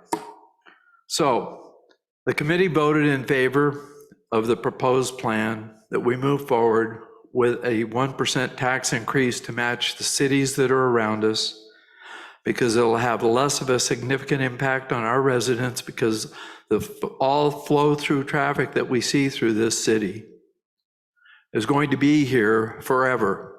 So we might as well collect it on anything they buy here. We look at all the things that we're trying to do to make this the better city that I moved here for 40 years ago. My wife's family has been here since 1960. My father-in-law was against cityhood because he knew the numbers didn't work.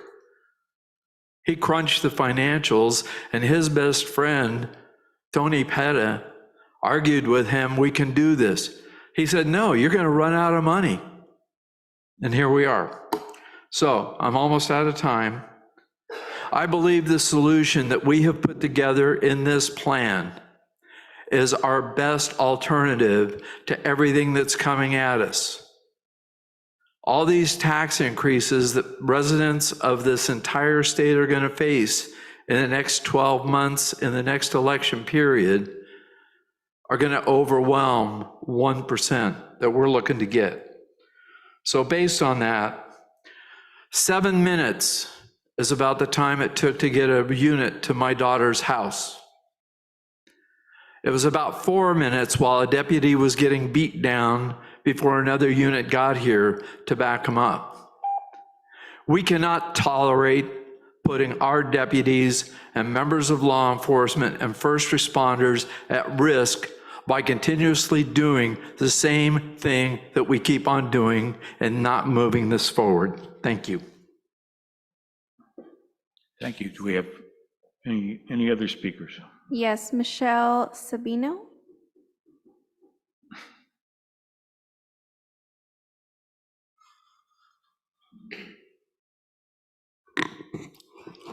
Good evening. Thank you, Jessica, again for the amazing presentation. My name is Michelle Sabino. I am a resident. I've lived in San Bernardino County. My family's been here over 130 years.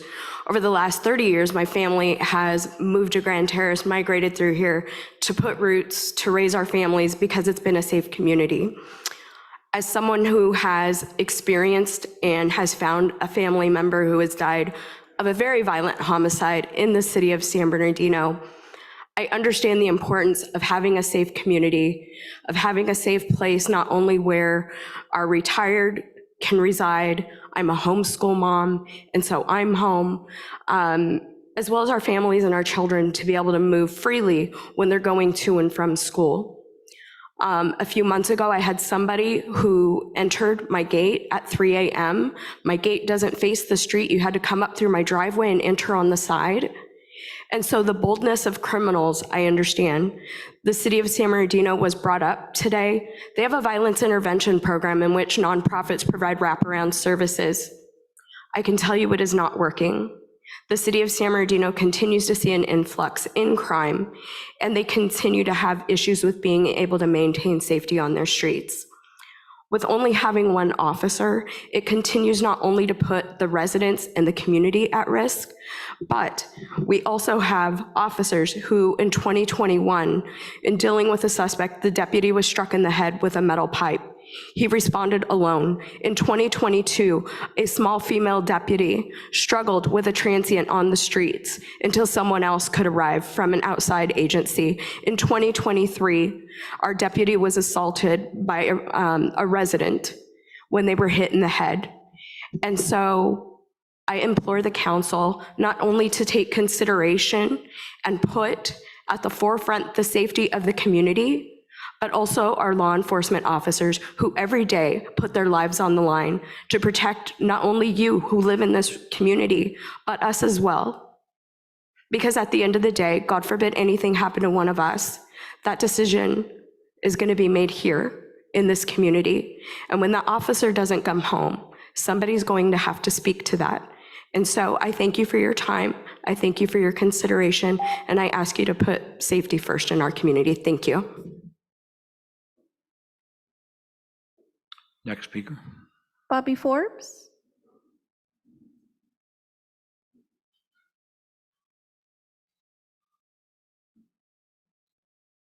Good evening, Bobby Forbes, Grand Terrace resident for a long time. Y'all know how I feel about this. We need more cops in our community. I called last night.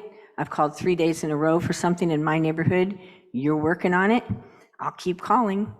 And last night, it took him 3 hours to call me back because he was busy. And when I call, it's rarely crucial or important, but they are on the ball. When I need help coming down from my second floor building, they get there within 10 or 20 minutes and escort me down because I am afraid to come down from my second floor building next to Bank of America to my car after dark because of what's going on in our community.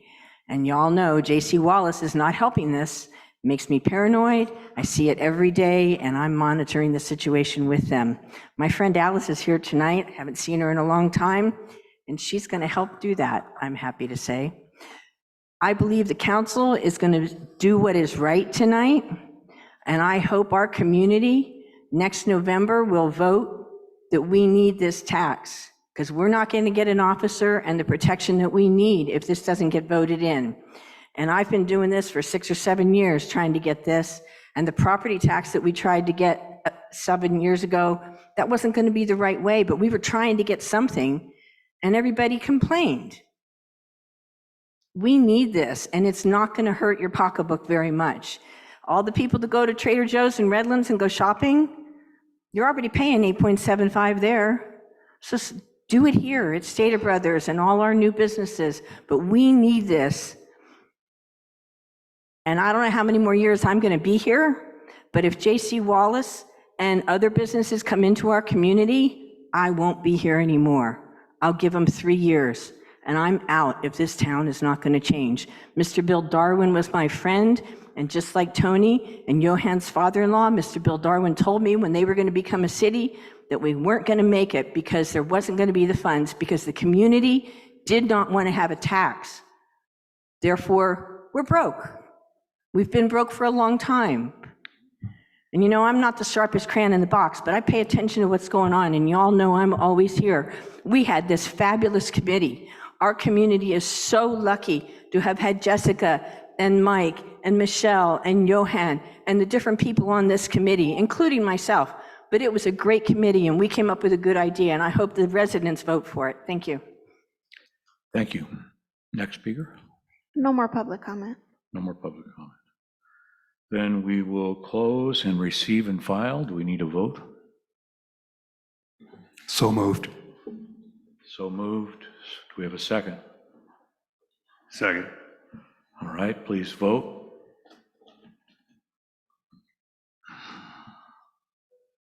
Motion passes unanimously. We will move on to, thank you again for your service.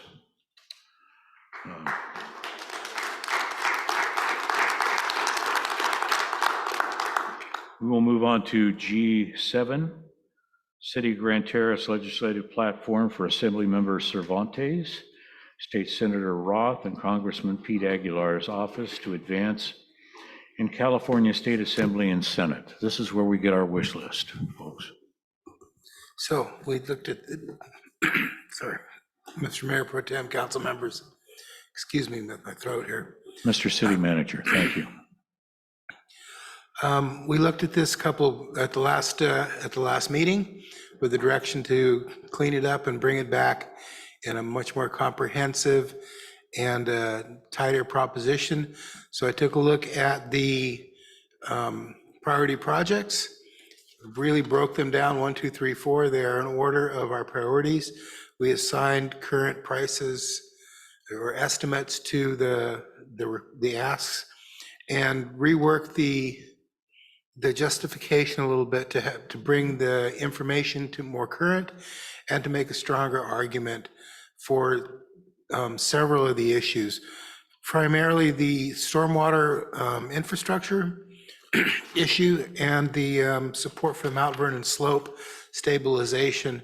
These are not Grand Terrace alone issues. These are regional problems that require regional solutions.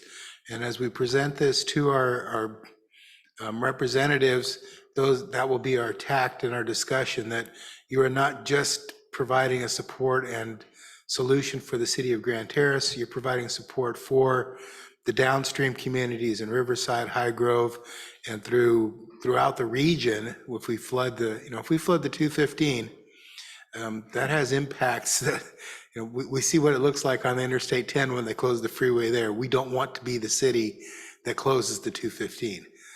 We don't want to be the city that closes, the secondary routes up Mount Vernon between San Bernardino and Riverside, and access into the heart of the Inland Empire, into Loma Linda and Redlands through Grand Terrace.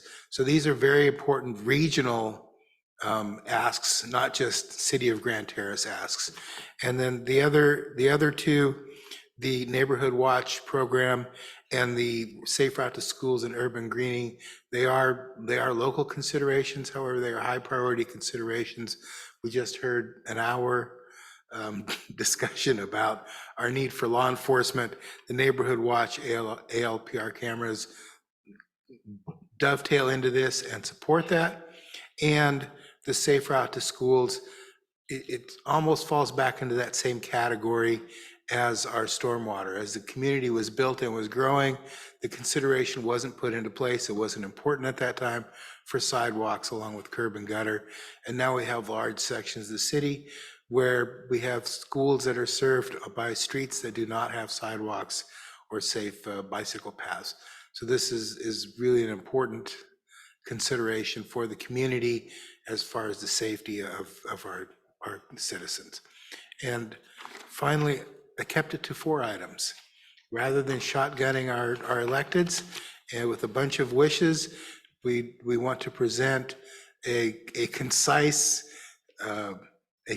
list so that there isn't much for them to think about other than just to say yes. And this is what I propose to send to the Assembly, the state legislature, and our congressman. Any comments or questions? Any questions? Yes. Mr. Allen. Yeah, Mr. Wilson, I'm just looking and seeing what at the end of the report here, what actions we need to take. Is this a receive and file, or are we voting on something, or to move it forward, or approving it? What do you want us to do? You are giving me direction to pursue and submit this to the appropriate legislators. So in essence, approval, yes. Okay. Before we do that, I have a few comments. Councilman Henderson. Thank you, Mr. City Manager. Actually, you folks are fortunate because I had some notes written and I misplaced.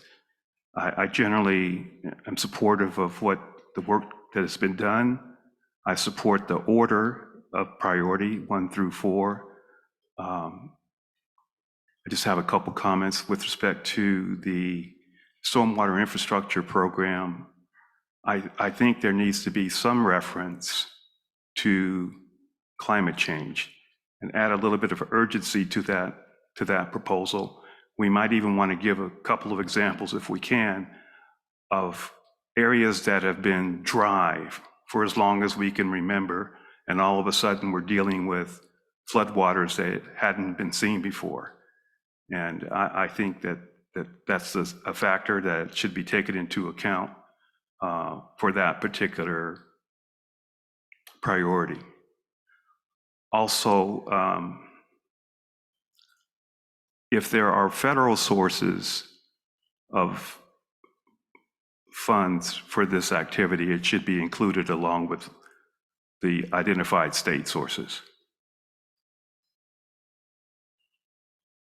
Also, my last comment on that is if we could get a letter of support certainly from Riverside Public Utilities and others, but particularly Riverside Public Utilities, I think they would be quite amenable to supporting this priority of the city, given the impact that uncontrolled water flow has on freshwater supplies in the city.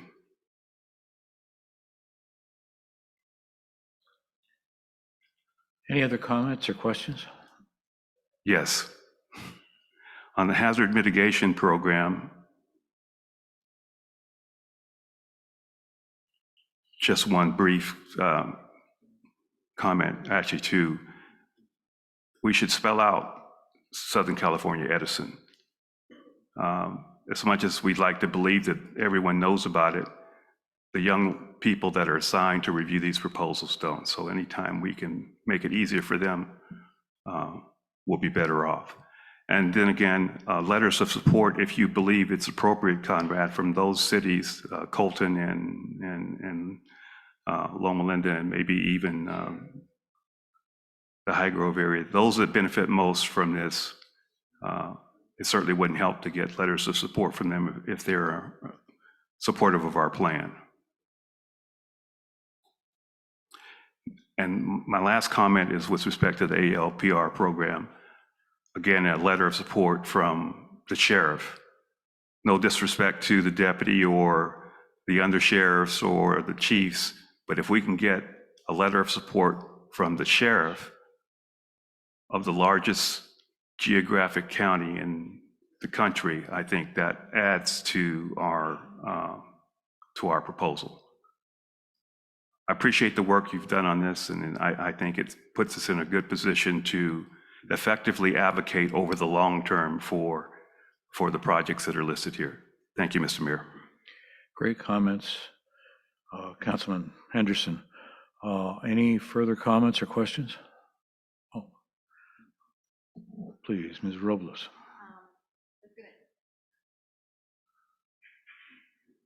I noticed Gage Canal is misspelled. And that's important because of the Riverside. This is another issue, you know, like I might not look interested in, it's just another issue that for a number of years we've been putting forward before our legislators. And I just still think a lot of this stuff is more than just a Grand Terrace responsibility. It's more of a regional issue. And I still think it's incumbent on us to try to figure out how to get a lobbyist or at least some kind of meeting with our elected officials. I don't see why they, you know, they're all running for re-election. I don't see why they can't come and address this council and listen to some of our concerns. Thank you. Any other comments and questions? All right, we'll open this item up to the public. Or any public comments? No public comment. Thank you. I do have a couple of comments myself, and I think, first of all, I applaud the considerations of Councilman Henderson and agree. And assuming that those items are also incorporated in this document, I think we can have a viable bullet and certainly put us in a position of being much more organized when we approach our representatives. I also am hoping, and I'm assuming, I guess, that this dovetails into what the available conduits are. And I'm going to assume also that consolidating the items into a 4-item, you know,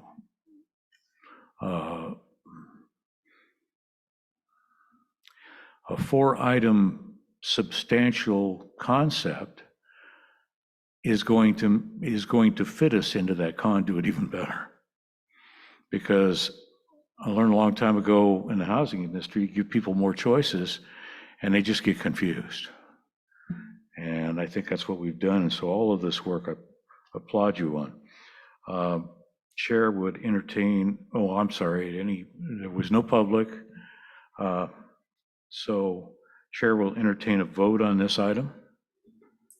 I move approval, Mr. Mayor. I second.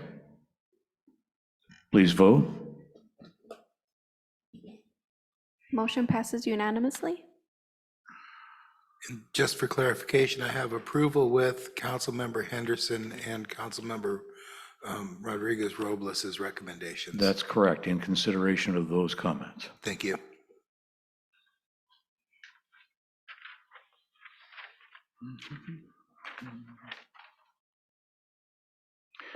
Item H is future agenda items request. At this time, the City Council may propose items for discussion and/or action at a future duly agendized City Council meeting. A consensus of a majority of the quorum is required to place an item on a future agenda. Do we have any future agenda item requests? I don't have any. No? Hearing none, then we will close this item and go on to item number I. City Council communications, beginning with Councilmember Ken Henderson. Thank you, Mr. Mayor.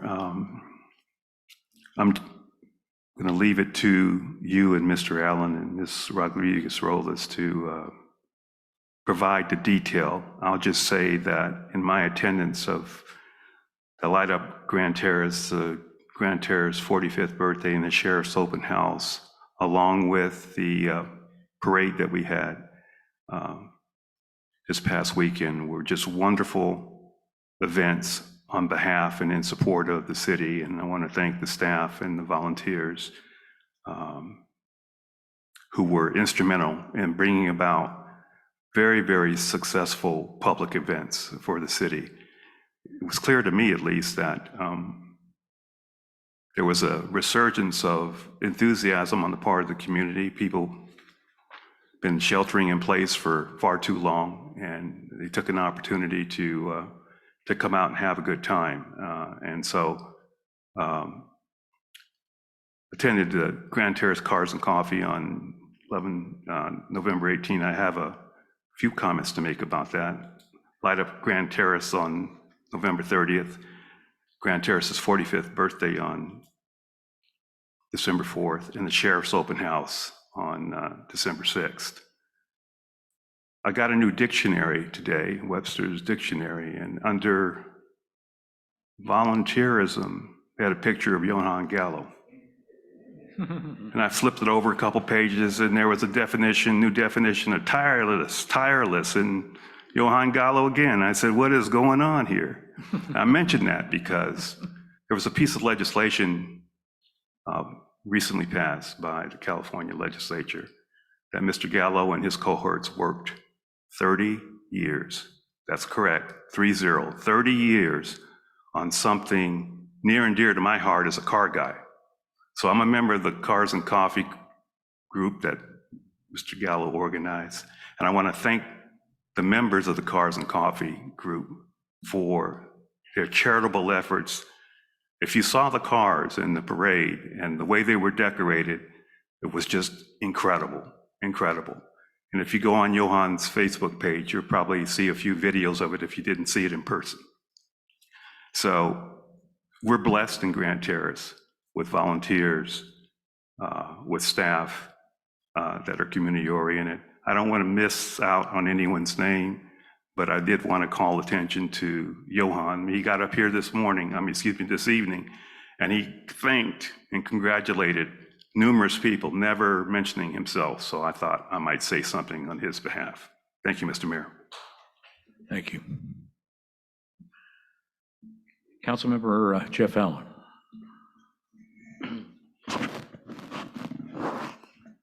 So on November 16th, I don't know how many people here had a chance to attend this or not, but there was a wellness fair that was hosted by over at the in the parking lot of the Azure Hills Church. It was outside, and there was several vendors that had set up there with different either their products or their what they were offering in the way of better health. And then 2 days later, on Saturday, November 18th, there was the same organization, the California Health Collaborative, sponsored the Grand Terrace cleanup, which was a group of us got together to walk through some areas of the commercial areas to pick up trash and things like that. And so I just want to mention the California Health Collaborative. This is the same group of young people that initiated the tobacco-free Grand Terrace program several months ago. And so they have a real interest in trying to promote a healthy environment here in Grand Terrace. And I appreciate their involvement in our community. The Light Up Grand Terrace event was really a great event. You know, there were so many people involved in the success of that program, and I just want to thank the staff, you know, the city staff and the volunteers that put that all together. and the vendors but most of all, the residents that came out to enjoy the program. You know, that's how we do all this, is to put this on as something for our community so that they can, to make it a really great community and a really great hometown. Thank you to the staff and also to those who were responsible for hosting the city's 45th birthday party that we had on December 4. And also, as Councilman Henderson mentioned, I attended the Sheriff's Open House on the 6th. And later that evening, we had the Grand Terrace Chamber of Commerce mixer at the Cooley Retreat, it was called. And those of you who attended, I'm sure you had a good time. I was there, and I just want to give some kudos to all those people that are really working so hard to get this Chamber of Commerce, to build it and grow it in our city. It's a really, really important thing for our community, our business community, and I just really applaud their efforts. On the same day, there was a SCAG presentation that I attended, the San Bernardino County Associated Governments. I'm not going to say a whole lot about it because I'm not our representative. Councilwoman Robles was there, and I'm sure she has something to say about it. I was relying on you to do it. There was one thing that I took away from that whole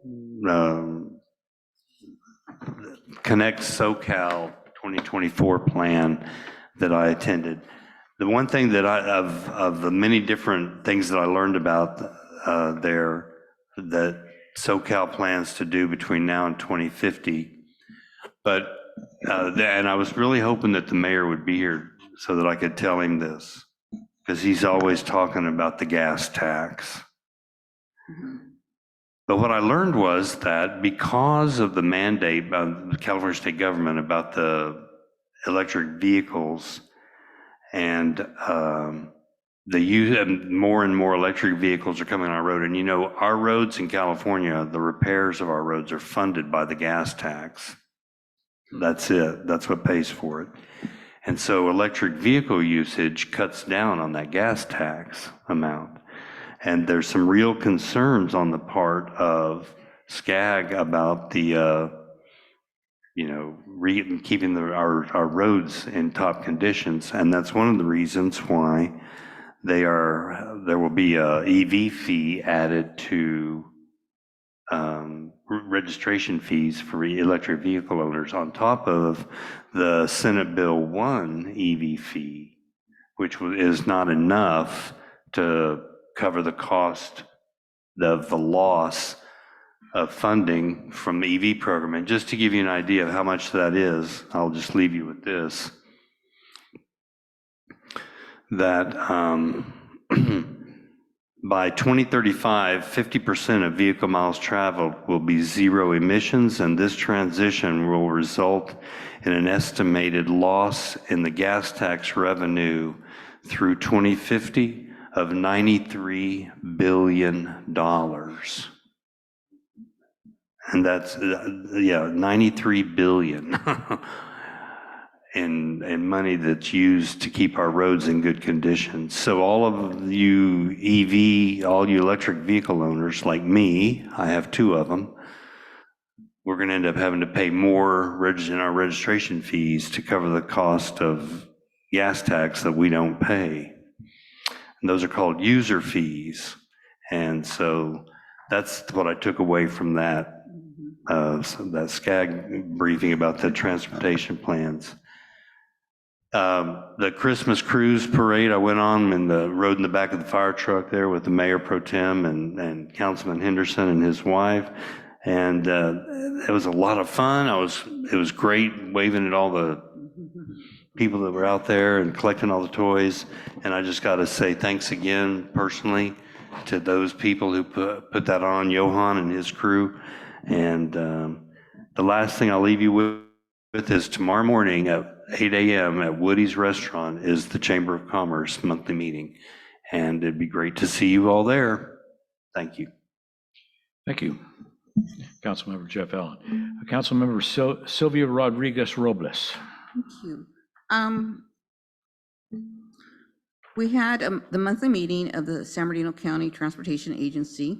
And the big news out of that, and if you see the newspaper, is the Bright Line, which is the electric train from Rancho Cucamonga to Vegas, received, I think, $8 billion from the federal government.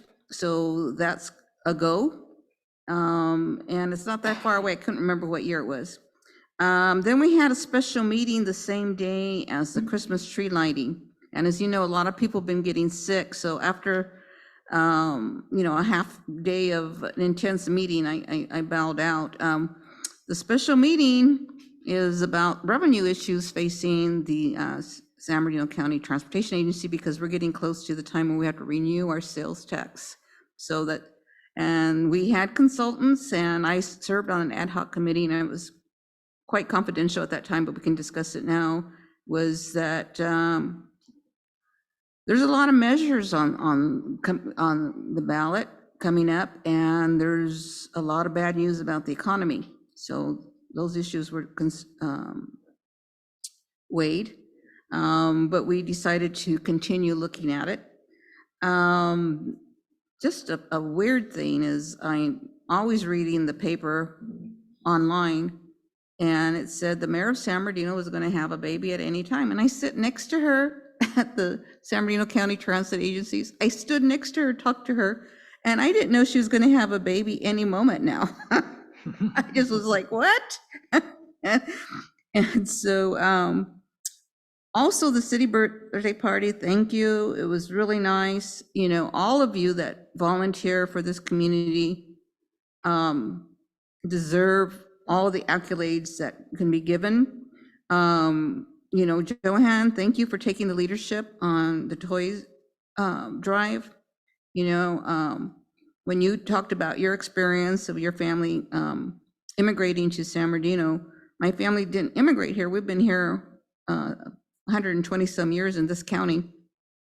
But my father passed away in 1955, and we got some toys and a Christmas tree donated to us. So it's very important. Well, I just want to say, you know, on this sheriff's issue has been the entire course of my term here. And, you know, on the parcel tax, I was in Mexico on vacation, and we were working with you, Johan, and I said that the feeling was that we needed to retreat on this. So, you know, I've been, you know, it was very frustrating on that point that we couldn't get what I think the city attorney misunderstood what my question was not, we had to, for us, the council, to place a ballot measure, we needed a 4/5 for the tax, and we couldn't get there. Now, we don't have the person that, you know, stymied us at that end on this board anymore. But I used my experience in government and Ken Henderson, we met with the city manager to quickly come up with that parcel tax. So, you know, we have worked really hard on that.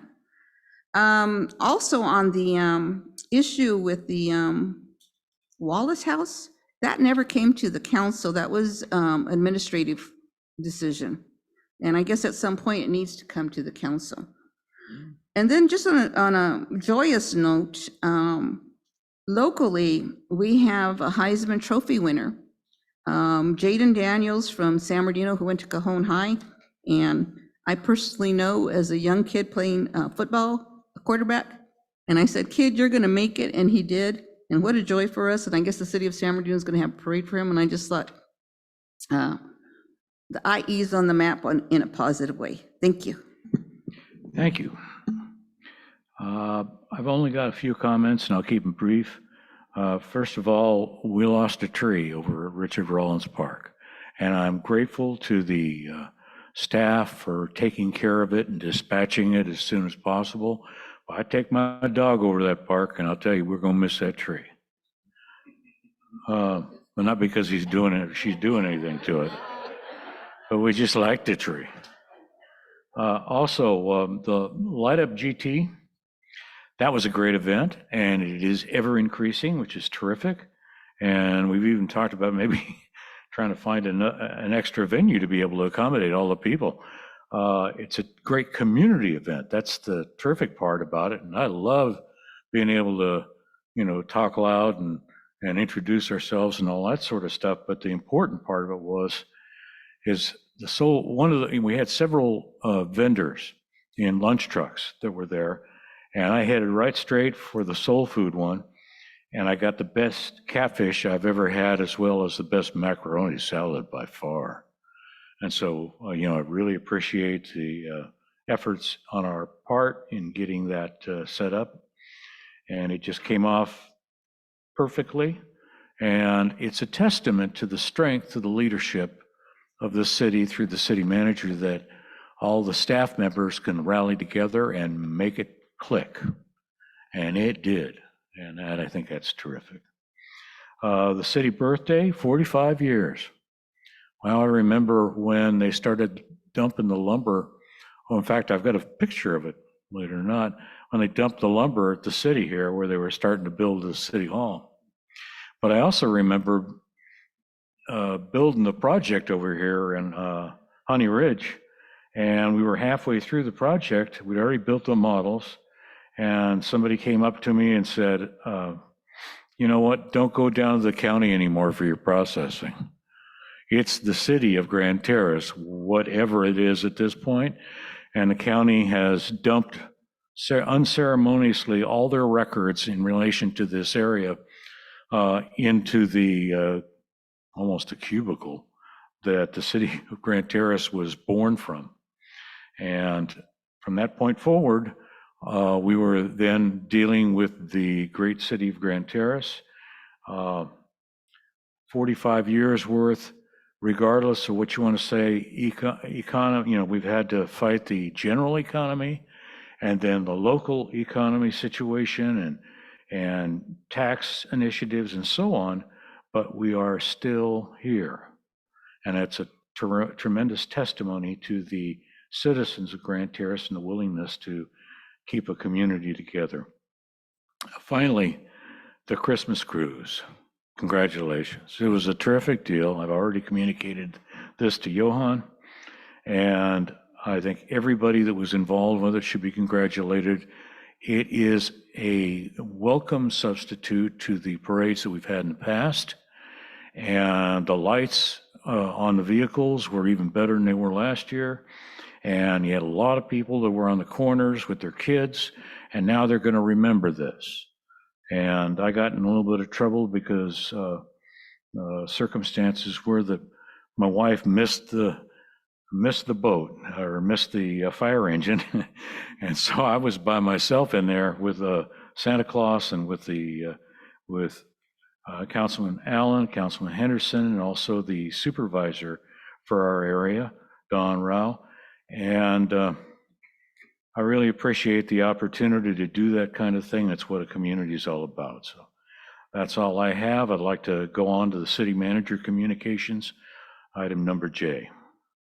I need to apologize. I was under the weather and missed the events. I wasted a good beard and was out for a couple of weeks and really came back feeling completely superfluous, because the staff stepped up, took care of what they needed to take care of. Every one of these events was absolutely phenomenal and successful. So don't tell my bosses, but I don't know why you guys have me around. We have a great staff. City Hall will be closed over Christmas from the 22nd, reopening on the 2nd. So don't come in. We're not going to be here.